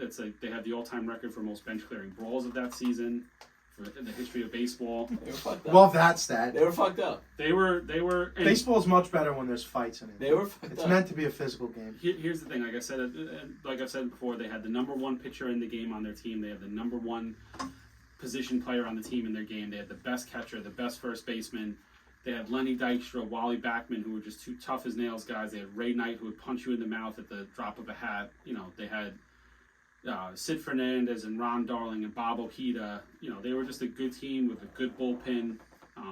And like I said, what they did for the city that year, for the whole season, I mean, the whole city became Mets fans. You know, the Empire State Building was lit up in blue and orange all season. It just, I think it's more than just Game 6 or Game 7 or the NLCS against the you know, what they consider to be the greatest baseball game ever played. Game 6 that the NLCS against the Houston Astros. You know, Mets lose that game. They got to face Mike Scott, who was scuffing the baseball, throwing this split finger fastball that was just dropping off the face of the world. And they played like You're not allowed to do that anymore, right? no. Were they allowed to do it then? No. No. The Mets were actually collecting the baseball. That instead of them throwing the ball to the ball boys, they were collecting the baseballs and trying to show the umps, look, he's scuffing the baseball because he was throwing this pitch that was looked like a fastball, came in and then just dropped off the face of the planet and just had the Mets number that year. They would like throw them into the fence, right? That's what they throw it into the chain link fence to scuff. No, up he the had a ball. piece. He had a piece of sandpaper. Sandpaper. He Oh, would, really? He would sandpaper the top of Because the I know ball. I've heard stories of people like in the dugout fighting shit, smashing the ball off of the fence. You know, to you get know, it the all spitball's fucked illegal, right? up. Yeah. Yeah, Right. it's And been you know, illegal since the 30s, hasn't it? You No. can't doctor the baseball at all. You're supposed no, to throw but do it you know through. that when they made the spitball illegal, Was it in anybody the 30s? you were grandfathered in. Yeah, If you already had because thrown the spitballers spitball- only threw spitballs, right? It was like a knuckleballer. They pretty much only threw No, spitballs. it was literally covered in. No, I know, but I'm saying Yeah. like knuckleball pitchers, like R.A. Dickey, pretty much only threw the knuckleball with a little Sure. bit of yeah, Yeah. maybe he'll throw one in there. spitball just to sneak pitchers it in. would throw the majority of their pitches Well, with spitballs. Dickey would like sneak in a fastball here and there. He'd sneak in a fastball. Like as Tim, fast as like Tim I Wakefield would do Yeah. the same A thing. fastball the speed of a changeup. Yeah, Yeah. 80-mile-an-hour fastball, Yeah. just like, hey, I'm here. No, but that team I think will arguably go down as one of the best So- teams in the history of New York. I'm a Not Met just fan, but I wanna baseball, make but you New York mad. Sports. I want to make you mad. I want to make you think about it, not make you mad. Who's better? We had this debate for about 45 minutes, me and my father. Who's better, Keith Hernandez or Don Mattingly? Hernandez. See, and we looked up stats, and, stats don't lie. Yeah, but Stats don't always matter to old school fans. I know. No, it's because I he's a mean, Met. It's that's your why. eyes and your heart. no, It's your eyes and your heart. Mattingly was a Met, had and Keith didn't was have- a Yankee. They neither one Let's of them be had the longevity. I think Mattingly had four phenomenal years, but was not the same player before or after that. Hernandez was consistently the best defensive first baseman in the league. Best defensive first baseman. in 11 years, But and he he batted 300. He didn't have pop. He was never a pop guy. Let's settle it right now. Has Mattingly ever, while under contract, while on the clock, working for a broadcasting company, said, He's the manager of the Marlins right now. has he Yeah. ever said, thank God that I'm going on vacation because I never want to call a Phillies game again? No. Because that, for me, that makes Hernandez the best. Dude. That's goat shit. Hernandez. That's goat shit. To say that during the broadcast. Well, here's what I'll say. Hernandez won. He was an MVP. Yes, a co-MVP. He won a batting title. He's a 2-time World Series champion. I take how many Gold Gloves? 11. 11 Gold Gloves. Yeah. That's why I take Hernandez over. Not because it's not a Met and Yankee thing. It's a. If you look at Mattingly, like he had a 4-year stretch of arguably he was the best player, but in the world. But no, not in the world. But like the You don't best. think? No. He had numbers where like No, he had a 4-year stretch of being phenomenal, but his then back gave out on him. But he had the same thing David Wright had, spinal stenosis. And he didn't have the longevity, he didn't have the playoff tenure. I mean, the Yankees, what did the Yankees do with Don Mattingly? Yeah, he was a great player on a mediocre team. Yeah. Hernandez was a great player on winning teams, and that's why I choose Hernandez. Because again, it all comes down to winning for me. Yeah. You know what I mean? Not to do with anything we're talking about now, but just something for the age gap with these fellas, around I guess you're a Z, right? You're definitely Gen Z. Yeah. These Gen Z characters, right? Our friend V Ridge was wearing Orlando Magic shorts, like to work the other day, and this kid that's a little older than Jack was like, "Oh, aren't you a Knicks fan? Like, why are you wearing Magic shorts?" And then he's like, I'm from here, I'm a Knicks fan, but I always grew up a Magic fan." He's like, "Why would you grow up a Magic fan?" Shaq. Then he says Shaq. I'm like, well, back when I was young, Shaq was in the Magic. Kid argued with him that Shaq never played for the Magic. Argued with him. Fought with him. See, that kid's a Shaq fucking was retard. never on the Magic. What are you talking Well, about? that kid's just an idiot, man. Like, He's just an idiot. That was. And then Vinny's like, "You ever heard of Penny Hardaway? Like, what are we talking about, dude?" Well, Shaq and Penny Hart, like when I was a kid, like the Magic were irrelevant until 1992 when Shaq was drafted, and then all of a sudden the Magic became next to And the then Penny Bulls. came the next year, right? Next to the Bulls, the Magic were the coolest team in the league because they had Shaq and Penny, and like they were for that 3-year stretch were phenomenal. Horace Grant, Penny Hardaway, Shaq, Scott Skiles. Shaq's the most dominant player to ever play. Yeah, 100%. If I'm picking my all-time NBA team, Shaq's my center. Here's the Will thing. Chamberlain, He's over the most Russell. dominant. I'm The not most saying he's the best. No, the most dominant. He's the most dominant And also, he player played to in ever play. he played in an That's- era. He played in an era where if you're over a certain height, you're in this box. If he played today, if Shaq was born 20 years ago and he was playing today with the same everything, he'd be shooting fucking 7 threes a game. He could shoot, Shaq. If he wanted to, He could shoot. He never practiced. He never had to Yeah, because but- you stay on the fucking block and you posterize, and we're gonna run He would- ISO post. he- you But on the I block. think he would still today play the same way he played then and still dominate. Today. No, he couldn't. He couldn't. the game They'd would be- be calling first of offensive all, fouls yeah. on him all the time. Yeah. Number one. Number two. It's a different game now. Every you time can't he- just sit somebody in the post like that. every time he did that hezzy step in the post and then The drop step? drop stepped into them and dunked on them, that's an offensive foul every time. All right, just think about it this Every way. time they're calling an offensive foul. Look at who was in the league when he played in the league. You had Hakeem Olajuwon, Patrick Ewing, David Robinson. Duncan.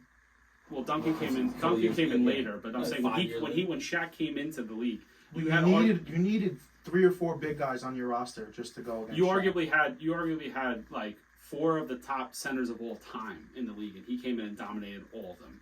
And then he owned Yao Ming, he owned Tim Duncan, he owned all these guys, owned them. You know what I mean? Because nobody that big should be able to move that well and that fast. No.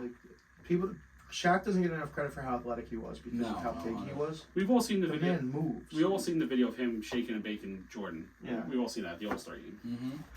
Well, here's the thing too. Orlando Magic Shaq is like you can't even call him Baby Shaq, but that's young Shaq. He was slender. He was He didn't thin. get thick in the ass until he got to LA. And in LA, he was just unstoppable. Him and Kobe were He was unstoppable. easy 300 plus. LA easy Yeah, and 300 then plus. a guy named Absolutely. Yao Ming came along and made him look like a small child.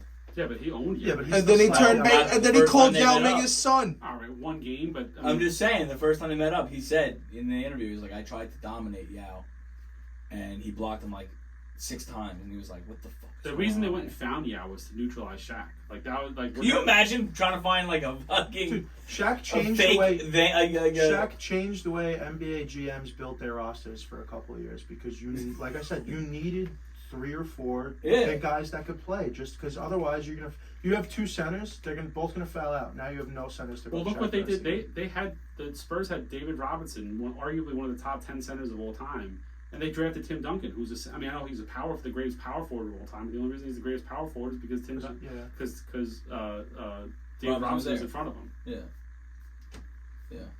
Ready to take a break? Yeah, take a break. We'll tally it up. All right, guys, listen. Pat McAfee said it best. You got to look good to feel good. You got to feel good to play good. Well, we're going to help you guys look good with Saatchi di Dinero. All right, it's the finest Italian material. It's fire. It's comfortable.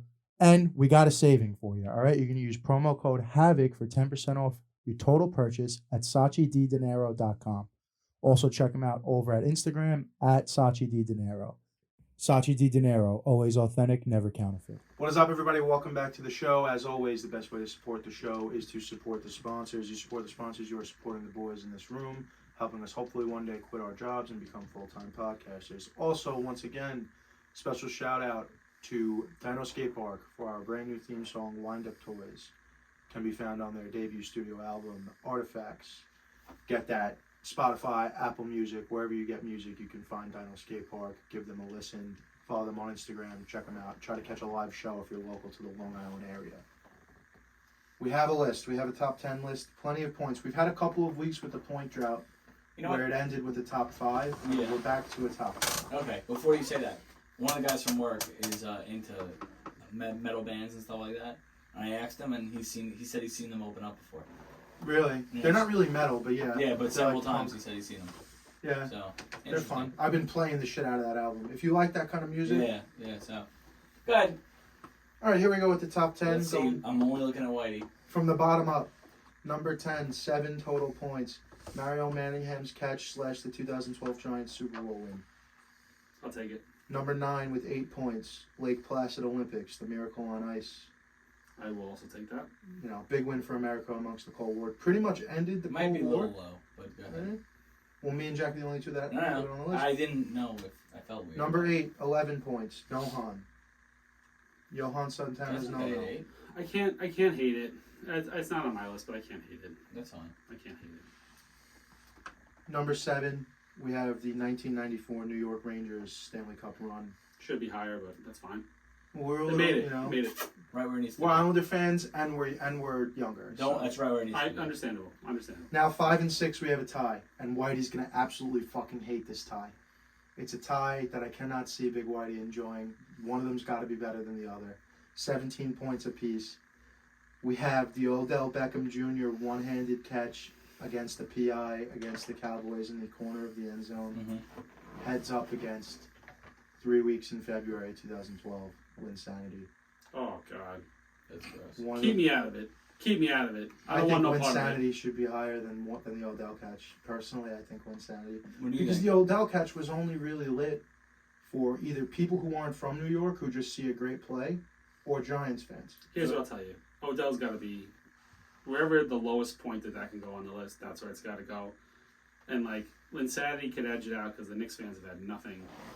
And like Giants fans at least like. What do you think? Giants fans are like the Giants are like a winning organization for the most part. They're the third most Super Bowls in the NFL. Am I wrong about that, or is it the fourth Cowboys, most? Steelers. Something like that. They're in the Okay. top 5, I feel like. Cowboy. Well, Tom Brady's No, one. you got Patriots. Tom Tom Brady. Brady, Patriots, Steelers, Cowboys. So the Giants are 4. Could be Giants at 4. Yeah.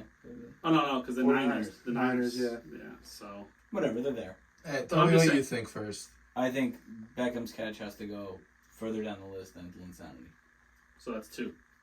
So 2 for Linsanity, Oh, 3 for Linsanity. 3 for so Linsanity. it's Yeah, over so there. it doesn't even matter. Yeah. What do you think, Linsanity. though? Let's hear your opinion on the subject. I think Linsanity because the Knicks are poverty. So and like the Knicks are crazy. This is still the early days. Here's the of thing: the Twitter. Knicks are the furthest thing from poverty. Those motherfuckers have been raking us over the coals for fucking Yeah. decades. No, Here, one was a come to the- moment and one was a movement for a little bit. A movement. Also, Let's say. This is the early days of Twitter and Instagram. I know Twitter's like 08, 09, but like this is still the early infancy of the social media and as we know it today. Jeremy Lin broke social media for those 3 weeks. I was gonna say, well, you like, couldn't go anywhere without seeing Super Nintendo or a meme Lin- or a highlight or a tweet. Like, Lynn took over the entire city. Where Right. Beckham took over half of the city. You know what I mean? Right. Because like you were never gonna make the Jet fan love Odell Beckham. Right. well, somebody remembers draft night. What did I say to you Yeah. on draft night? He wanted Beckham so bad. Giants took him, and I was like, motherfucker. Yeah, he was and he's screaming. like, what? No, What? but you know what I'm saying. Like now that he's a Giant, it's like, Yeah, you know, yeah. you can't love the guy. Well, now Now that he's he's a a leader. Giant and started doing all the nonsense that he was Fuck known him. for. Disgraceful that they both made the list. Though. Disgraceful. Obviously, I wasn't bringing this up for many reasons. It wasn't even going to make an honorable mention, but the same era that while Insanity was going on, this is very specific because you had to be there in the arena. Very few things have lit up Madison Square Shut Garden the fuck up, dude. over. Shut up. Very few things have lit up Shut Madison Square up. Garden over the last 22 years, than Steve Novak banging a fucking 3 in that 2012 team when they were good. Not a great player, not a difference maker. I didn't talk about him at all on my entire list. But if you had the luck, or if you were lucky enough, If you were lucky enough to win this, if you were lucky enough to be in the Garden when the Knicks were kicking ass, You heard, and Jack? Novak would hit a goal. A three before in there the was Garden. Steve Novak, before there was Steph Curry, there was Steve Novak. Sorry. That's not what I'm saying at all. But you were there with me, dude. Was the Garden not blowing the roof off? I for think you were Steve going to say Novak? Mike Woodson. No. His face. That's their Woody. Can No. I put some 2 cents in here? Over Linsanity, I would take Nate Robinson's, what was it, 3 dunk competition wins? Because at least he won something. Crypto Nate. Yeah, unfortunately, We're getting he carried also away won now. most embarrassing knockout in a boxing fight. Yeah, we're getting carried away now. That has nothing to do with it. I'm just saying. Go ahead, go on. As a Nick, he won, was it 2 or 3 dunk competitions? Three. So at least he won something. Jeremy Lin won nothing. Number He 4, won a fat contract. yeah, the hearts of millions. Number 4 with 18 points, Carmelo Anthony comes home. Again, too high. Look, you hate it, but it's all you the rest of the way. Number 3, 19 points, 1986 Mets World Series win. Should be higher. Number 2, 22 points, post 9/11 Mets game. Should be lower. Mike Piazza. You home would run. switch those. Yes. Because in Whitey's Come mind, one's a on. championship and one's That's just fine. home. You could switch those. I wasn't alive for Come one. on. Sorry. I was only 3. I didn't see it, but still, it's like that. It's the. We could What switch are we those. arguing about? But listen, number 1. Number 1's got 31 points, Farno at 9 points higher than the number 2 seed. It's the 2007 New York Giants, 18 wins and 1 giant loss. only one that makes sense on the This list. is the only thing I'm Only gonna say. reason that Tom Brady isn't any more insufferable than he already is. The Giants. He would have It's the fucking. Giants twice. He would have 10 rings. Twice, yeah. Here's the thing. You're saying like I wasn't alive, but all of you guys put, or maybe you didn't put, but the Lake Placid No, I Olympics. didn't put it. But which like that happened before any of us. So like technically, what we should have done, That had potential World War implications. I don't. not World War, No, like it's Cold not War, War. Cold Yeah. War. This is all I'm It gonna had say. And it serious- didn't This is really all I'm have gonna say. And I think that game is heightened because of the Cold War, but I don't think it had anything to do with the Cold War itself.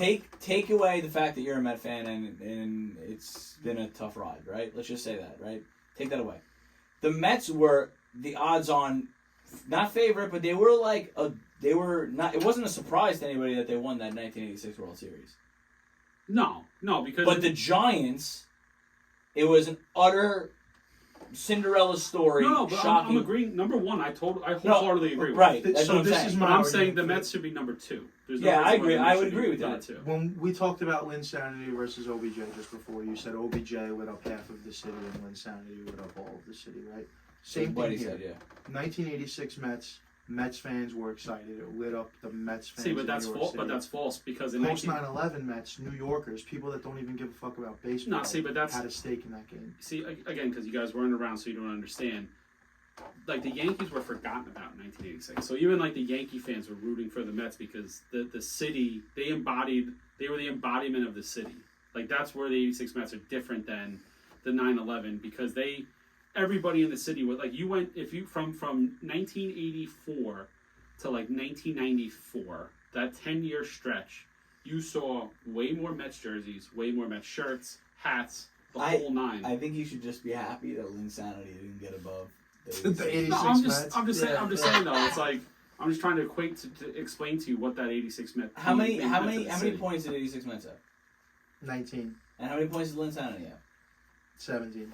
Oh, it's a travesty. I had them an honorable mention in Linsanity because How we do were a 9 spot away of Linsanity from having the talk of who's better. I know, but that's Well, that wouldn't be a crazy. talk though. We wanted to. We'd be like, it's time. You don't but fucking know. I wanted to argue insanity. Here's the over a thing: how do we championship. not on our overall top 10? We have not one Yankee moment. No. There's not a Yankee fan in the room. This list is fucked. There's not a Yankee fan in the room. How do you not? So we're doing the Listen, best. Woody, I make a lot of good lists, all right? So maybe it's Hold you. on, Because hold on. The 19. You're gonna tell me the 1996 to 1990 to 2000 Yankees, with all of those moments, regardless, because you're not a Giants fan, but you have Giants moments on the like Odell Beckham beats any of those Yankee moments. Yes. No. no, No. absolutely not. You're right. How I'm does- not how does- perfect. how does- I'm a little hot. I'm a little just saying, hungry. How Starting to does sweat. how does Jeremy Lin beat any of those Yankee moments? If we're talking New York sports, and you don't, and I'm not a Yankee fan. You know that first and foremost, I'm a Mets fan and I'm a baseball fan second. But the Yankees were the championship team in this town, and we don't have one Yankee moment on that list. Jeter going into his Can hands. I make a suggestion as to why that is? I understand because Yeah, we're not 'cause Yankee we don't have fans. baseball No, but fans. it's got nothing to do with the with not Baseball being- fans. Yeah, yes, but it's deeper than that too. The Yankees are like the fucking galactic empire. You know, the Yankees are the Patriots. The Yankees are. You think a lot of these moments are underdog moments? Everybody who isn't a Yankees fan, are they not the most hated team in baseball? Top 3 most hated teams in baseball. Oh, without a doubt. This is my like. The Knicks. Everybody in New York loves the Knicks. The Yankees. Unless you live in Brooklyn. I'd say, unless you live in Brooklyn, but even them, they're lying to themselves. Like, they were just like, oh, well, now we're Brooklyn fans. Well, it's a disaster what's going on in Brooklyn anyway. It's a wreck. It's a train wreck. Yeah, it's an absolute disaster. Yeah, it's funny you say that. Breaking news: Durant will hold out. Good. Who cares? Who cares? Dude, next CBA, there's going to be a Kevin Durant clause where you cannot, once you sign a deal, you cannot require. I'm telling you, it's coming. You can't sign a contract and then 18 months later demand out or demand that other people get fired. It's going to be put in the next CBA. It's going to be the Durant/Kyrie Irving clause. Let me leave it this way. You could see. Kyrie gets thrown into You it. could, if we have listeners that are in my age bracket and listeners that are in your age bracket, they'll probably agree with you. But listeners in my age bracket, this list is fucked. It's totally fucked because My thing with the Yankees is like, if you're not a Yankee fan, not many people, like, they're polarizing, right? Not many people are about the Yankees. It's either let's go Yankees or fuck the Yankees. So if you're not invested in it, if you don't have the pinstripes in your blood, But it means nothing to me. Listen, here's- Whitey's right. You know? Here- He's here- not. He is right. Here's the thing, though. But for as much as the Yankees are hated, they're also universally loved. Like, people who don't know anything about baseball know the Yankees and love the Yankees. You understand what I'm saying? Because that boy Jay-Z. Not just Rock because of the not Yankees. because of Jay-Z, because of if you look at the history of the baseball of baseball itself, the Yankees are integral to the Yeah, you entire cannot history tell the of story of I baseball without totally telling 100% get it. You know, And like, they're one there of are the- lists that we make that I look at it and I go, wow, we did pretty good. And there are lists that I look at and go, this is a train wreck. This one's a train wreck. This is closer to a train wreck. And we have no one to blame but all 4 people in this room, especially the guy behind the fucking computer today. I'll stand by Linsanity, dude. I don't give a fuck. Linsanity was an I can- absolutely Cry electric- yourself If he on didn't put River. Linsanity where it was, Linsanity would have fell in an 8 or 9 spot. It would have been okay. Honestly, I don't even know. If I had it Linsanity shouldn't- at 3, though. Linsanity should not be a top 10 from 1980 till now. All right, here's what I'll say. From and then, from 2000 till now, Here's I will vouch Here's for what I'll say, Linsanity. and then I'm done. I'm done with the show. I'm done. Ready? We should have been more specific about either a time period, an era, or It's a too specific long of a time moment. period because But if it was a specific moment, if we didn't go by the '86 Mets and we went by specifically Bill Buckner's play, specifically Linsanity wouldn't exist. If we specifically went by one thing that actually happened, one event, not a stretch of 24 games, Linsanity wouldn't be on there. well, because you're asking, But Jeter would be. you're asking for a history, almost a 40-year history of 42 sports, years, yeah. and realistically, your three's opinion and my opinion are totally different because I went through like the '90s and saw all that stuff that happened in the '90s, where you guys did not go through the '90s and you missed all Thank that. God. So none of it is on you guys' list. You know what I'm saying? No, Because like I can't look at Johan Santana's no hitter. It's a great moment in the history of the Mets, but is it a top 10 sports moment? Like that doesn't make sense. Is it to a me. top 10 Met moment? Since 1980. No. No, Since 1962. no. That's No. so tough to say. It's Well, their does that only hurt? no-hitter. That hurts, right? It's the Up at only the no time, it was hitter. the only No, no-hitter. because like They only have they have 2 championships. You can't. like all of these Hall of Fame pitchers that the Mets It's went not- through, it's and not they even- never got a no-hitter. it's like because like I think of like the Benny Agbayani walk-off game. I think of the Robin Ventura grand slam single, Piazza's home run, the Bill Buckner through the legs, Game 6 of the NLCS. I think of David Wright's barehanded catch is a more important play than because they're in the playoff run. I don't know about that way. By the way, I have to say this. We'll get it in now at the very end. Valentina DM'd me on Instagram yesterday or 2 days ago and said, "How's this for a top 10 New York sports moment? A random game, I forget the year.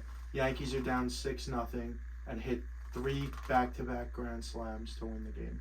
Well, you can't hit back to. Well, yeah, 3 yeah. consecutive grand slams Yeah. to win the game. You know what I mean?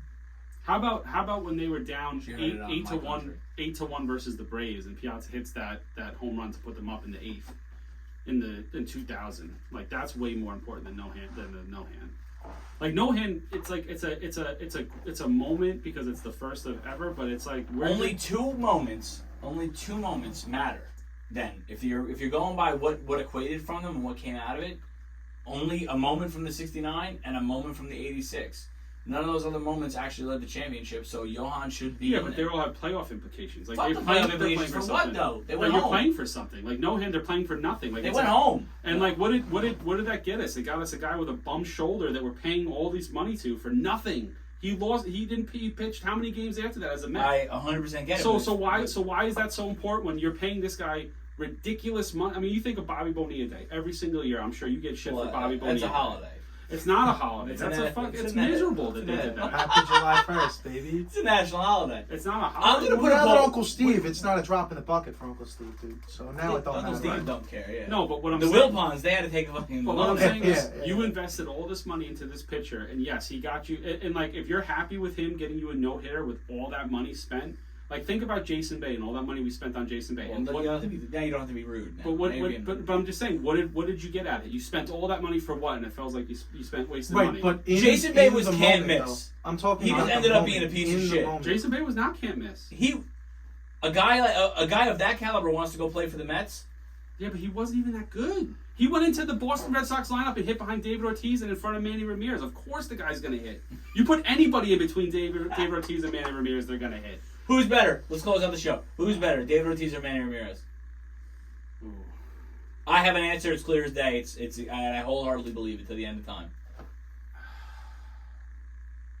I mean, is your answer Poppy? No, Manny Ramirez. And why? Numbers. They both didn't play a lick of defense. They both didn't care. No. Only one could DH. If Ortiz wasn't on the team, Manny would have DH'd. Manny was phenomenal for 3 separate teams. He was phenomenal for the Cleveland Indians. He was phenomenal for the Red Sox, and he was phenomenal for the Dodgers. Phenomenal. Like, one of the most feared hitters in the game. People have no idea when they look at his numbers because they think he's a clown. That guy's numbers are over 300, over 500 home runs. He's ridiculous. 200. But you can't slouch on Poppy, though. No. Poppy's is probably I'm just arguably saying- the best DH of all time. Great. Who's better? The only reason why Manny's not the greatest DH of all time is because Ortiz was DHing on that team. That's a weird argument. Because, like, Manny played the field every day, so is Ortiz going to be able to play Manny first played the base? field. Manny fucking walked into the fucking clubhouses and No, the but green monster you still walls. got to go out there and play the field. He didn't If give a Ortiz- shit. If Ortiz is playing first base every day, Playing pinball out there. is he hitting as well as he is? I don't know. I really And don't, would Manny be that's that hard much of a question to better answer. hitter if he was a DH? No, I think Manny. We got exactly from Manny what we were gonna get from him. You know what I mean? Manny, I would love to see metrics of Manny's defensive WAR. Oh, it's terrible. It's got to be negative. I'll It's not look it up. negative. We'll It's look it not up when it negative. ends. We'll look it up when the show ends. It's not negative. You don't think it is? And to compare those two, it's different because like Ortiz was a phenomenal hitter, who's a DH, where Manny is like a, he played the field, which it makes a difference. It makes a huge. Who would you difference. take? I just want to get you on paper. Who would you take? Well, in 2000 and 99, the Mets had an opportunity. Ken Griffey Jr. and Manny Ramirez, and obviously those are both of the guys that I wanted, And they got 0. and they got none of it because Junior was only going to play for the Reds, and they didn't pony up for Manny, which they should have. It's kind of like how So who's better? in Ortiz or 2010 the Knicks could have had LeBron or Bosh and Wade, and then they wound up with Stat. What's the He doesn't want to put a number on it, and I get it. He doesn't want to. Because, like, say, They're both in their prime. Are you taking Manny Ramirez and David Ortiz in a pressure situation, or like we're taking them for their career? No. They're both in their prime. You're Right. starting the DS tomorrow. You got fucking 3 series. You got one of them. You got one of them to be in a divisional series. Divisional series through the end. I'm taking Poppy I'm taking Manny. for the clutch. Like, there's nobody more clutch in the playoffs than David Ortiz. All right, let's do it. Let's just then we'll end it from here. From the All-Star break to the World Series, you can pick one of them. You're starting a franchise. here's- They're both 19 years old. No. Here- From who the do you All-Star take? break to the World Series, they're in the I'm prime. taking Manny. Here's the thing. Manny had on the Indians, he had Jim Thome and Albert Bell sandwiched in between the two of them. When he went to the Red Sox, he had Pedroia and Poppy sandwiched in between them. Like, they helped each other out so like That's part of. like you put David Ortiz on another team, like with another. It's a hard argument. It's like, could you imagine if Judge walks and the Mets sign him and they put him in front of fucking Alonso? yeah, they're Like, gonna help each other out They put tremendously. him. They put Alonso between I him get and it. Lindor, dude. Like, So it's like it's hard. 555 home runs for Manny Ramirez.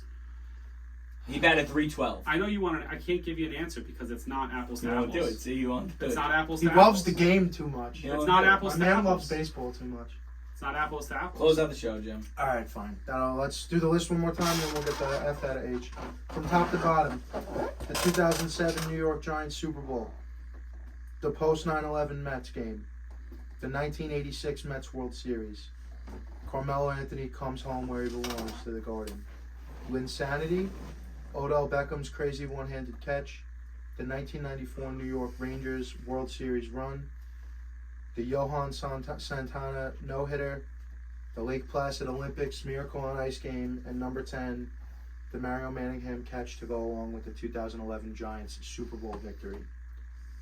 That has been the House of Havoc Top 10. As always, we're brought to you by House of Havoc Podcasting, Oh, Tiger my Pack bad. Productions, Sashi Di Dinero, Stay Thirsty Company, and Dino Skate Park. Oh, it wasn't that. Peace out. Last half. Wasn't that.